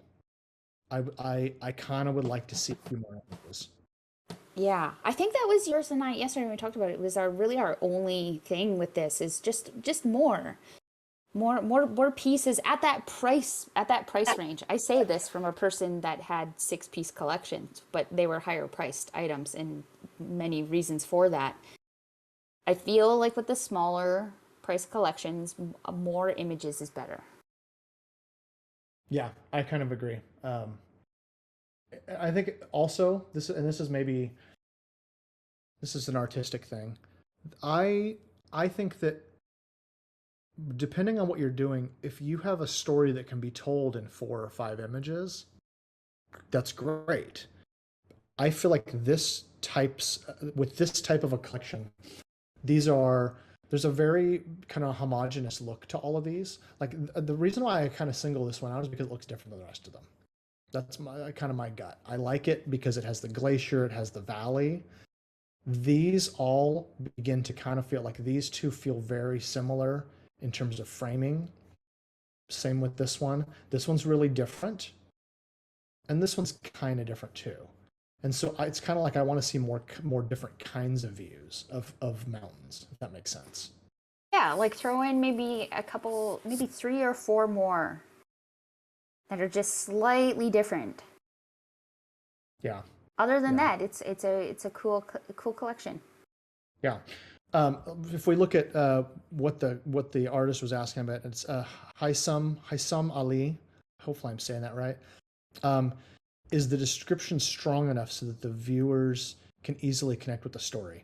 Let me pause, and I want to look at the collection statement. So I'm just going to read it. This is for the one in the mountains, where the sky meets earth, where you see majesty and beauty, where you see all that nature has to offer and so much more.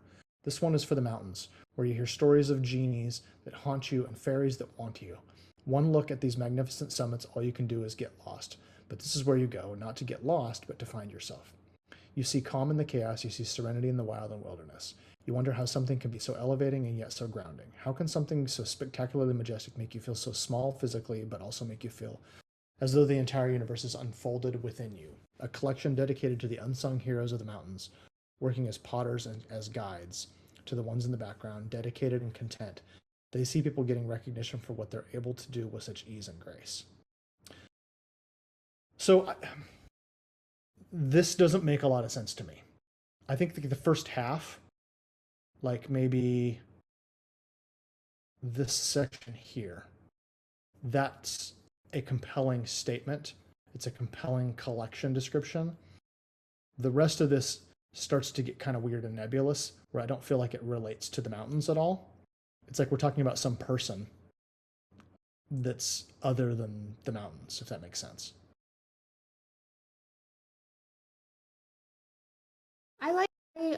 I enjoyed the description of it. I can definitely see what you're saying, but I think his description I think it fits with the collection. Okay.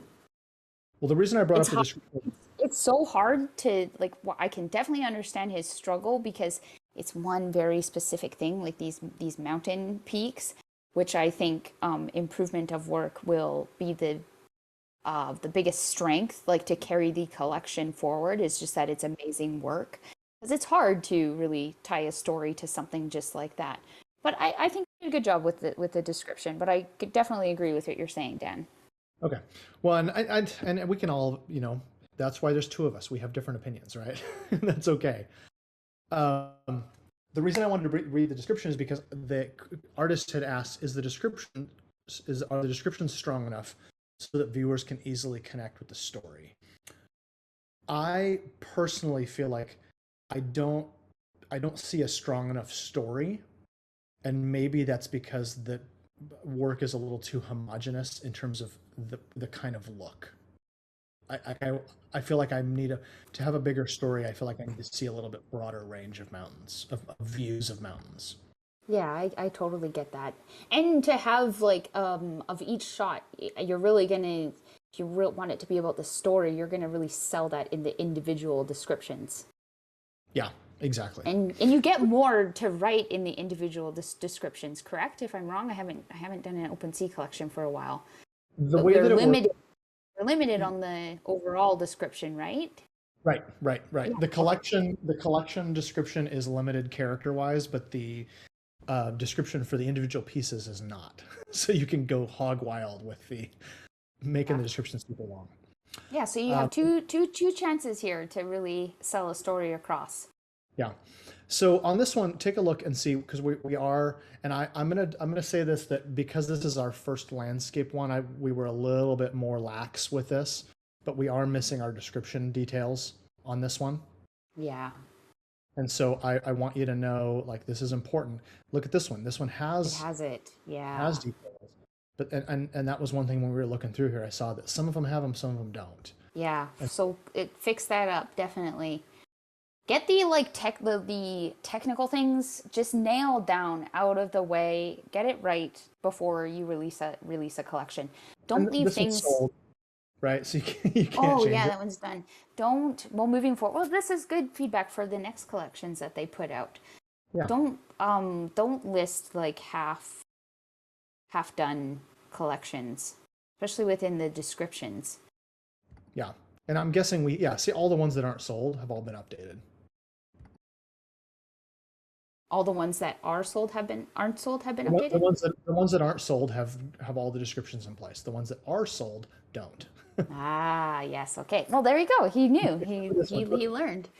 Except for this one. This one looks like it got sold more recently, and so it's only 8 days ago. So it's updated. It's a very good. He's done a great job with theming. Like it's just mountain peaks, so it's hard to really deep dive into his collection. But I think our main thing was add a few more pieces to tell a story that aren't just of the peaks. Exactly. Well, good. Okay, so do you have any other feedback for this one? I think it's great. Great Okay. work. Keep it up. Yeah, these are really beautiful, and I want to step back and say, I already said I love mountain peaks.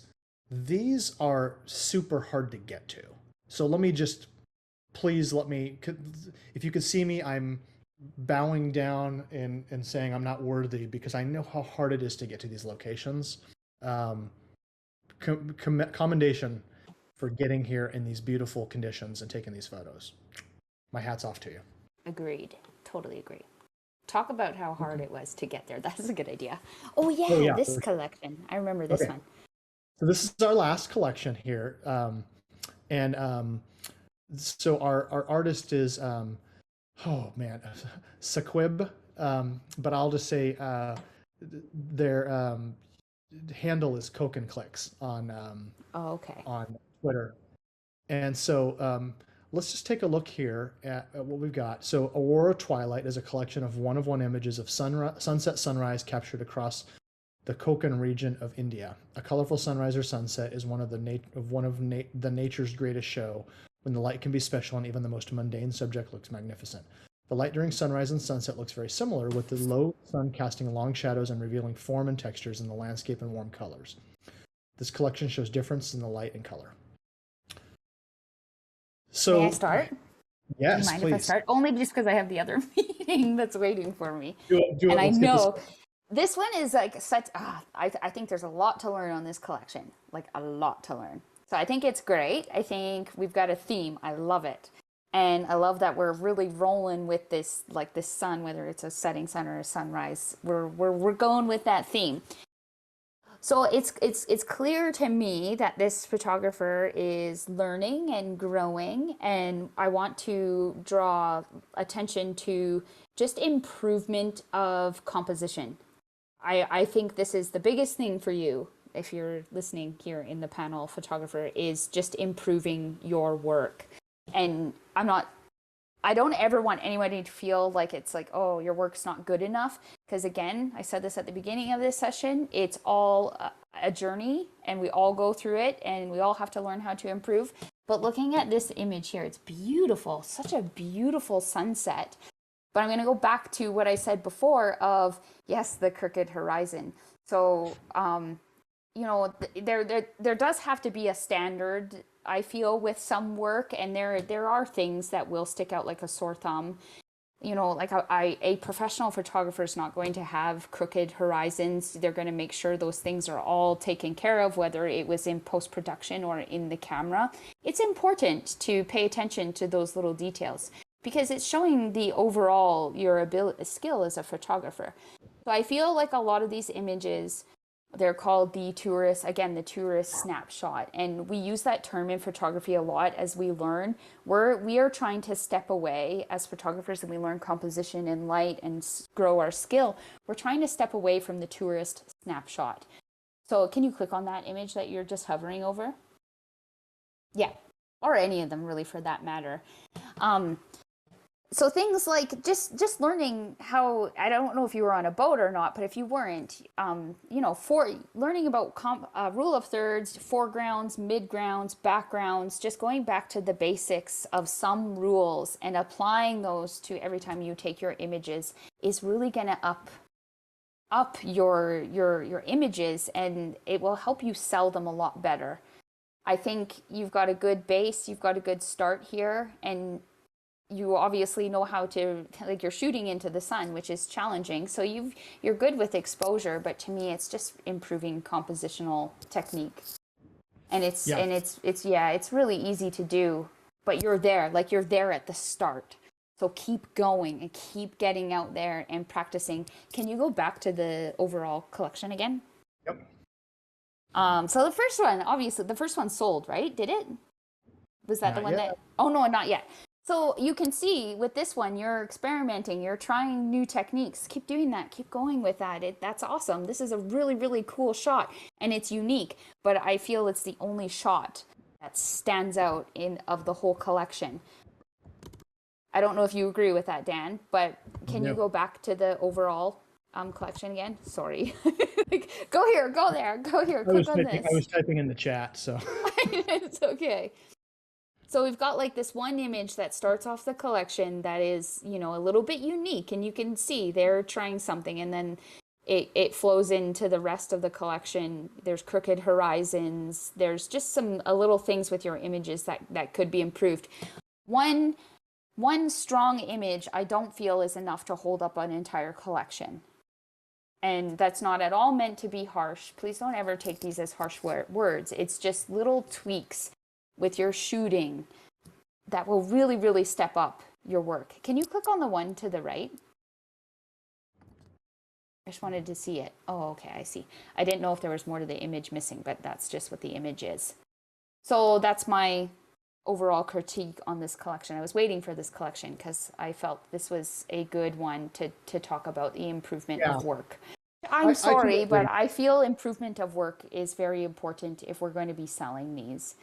Well, yeah. Well, and here's the really great news about this is that these are all editable things. Like this is all like sometimes maybe an image isn't as strong and you just go, hey, maybe that one you don't include it. But like one of the things, this is a super important part, is that horizons. I'm noticing 1, 2, 3, and probably this one too. And really this one too. The horizons are all crooked. And that's just something to pause and step back and go, okay, take note of that. And then just let's get it fixed.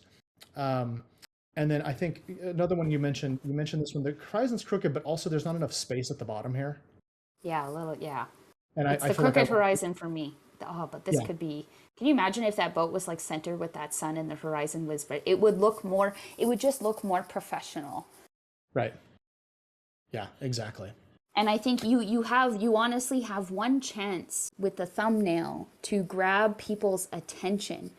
So I know that, like, okay, the main image grabs my attention into this collection. It does. And that image, it's cool. It's a cool shot. And that's what brings us to this collection. But the rest of the work must follow. Yeah. I firmly believe that. And when someone's looking at your collection and if they're they're not grabbed by those pieces, they're going to move on, another photographer that has, their skills more developed, they're going to be the ones that are grabbing the attention. Yeah. And so I think that kind of answers all the questions that this artist had asked. And I will also just throw out here that Coke and Clicks is a super supportive artist in the NFT space on Twitter, like is always showing up in my feed saying kind things about everybody. So please, I want to support you and I'm glad you're here and I'm glad you submitted, and take some of these things and see if you can kind of use that to improve just a little bit. I like the overall theme of this collection, and I feel like if I'm gonna get nitpicky, I would say I like that the orb shows up. And I think that's cool. The ones that don't have the orb, they kind of stick out as not belonging to me. I just want to, sorry, Dan, I don't mean to cut you off. It's just us photographers, like, we have to take critique on our work. We must. And it will never matter it doesn't matter how long you've been doing it for. Like, I still send my work to other fellow photographers and say, what do I need to improve on? Always. Yep. So I think we can steer. I really think that has a lot to do with selling collections is, being able to talk to other photographers just simply about improving and getting better. And it's not a bad thing. I don't even think we need to apologize for it because we all go through it, all of us. You just have to have that humility to be open to, take a little bit critique, and it's only to help you get better. I totally agree. It's one where I think there are very few really great photographers that I know that don't regularly put their work in front of peers and say, okay, tear this apart. Tell me what I'm missing, what I'm not seeing. You can't become a master at a skill if you are not willing to improve, and that's with anything in life. Yeah. I have to remind myself at times. Sometimes I go, "Oh, this is amazing! I made something really cool." I have to remind myself, "Wait a second, slow down. Maybe put this in front of some people you trust, and just see is my intuition there, or is there something I'm missing?" Yeah, and just remember, even it's like I feel it's hard to critique other people's work, but you're helping them. Like if we're all too afraid to say, hey, you need to improve in these areas, then no one's going to get better. Exactly. Yeah, I know it's tough. Okay, so this has been really fun. So that's our last artist for today. I am grateful for everybody. I mean, first of all, Sarah, this has been really fun. This has been awesome. I love hearing your opinion. Do you mind if I quickly just say my goodbyes now? Please. Because please do. I'm way over the other meeting. I just want to say thanks. No, thank you so much for having me with this. I want to do more, and now that I understand time-wise and how it works, that will help me better for the future. Yeah, I hope that I added value to your guys' thing today, and I really, really enjoyed it. And I learn a lot when I do it. So thank you so much for having me do this with you. Well, first of all, it's our thing, so I love Our that thing now. Yeah, Yes. I like that we're creating this new vibe, and I'm looking forward to all the new stuff that's going to get submitted for our next round. This is Absolutely. really fun, and please, I want to say one more thing before we go. All of the description stuff, and this I'm doing this because Russ Images mentioned it in the chat. We always talk about these descriptions and adding all these details, but people are still buying and still selling without the details, right? The why we do this stuff is because it allows people to find your work, it allows collectors to find all the details they're looking for, and it also secures all those details for the future of the blockchain where your work is going to live forever.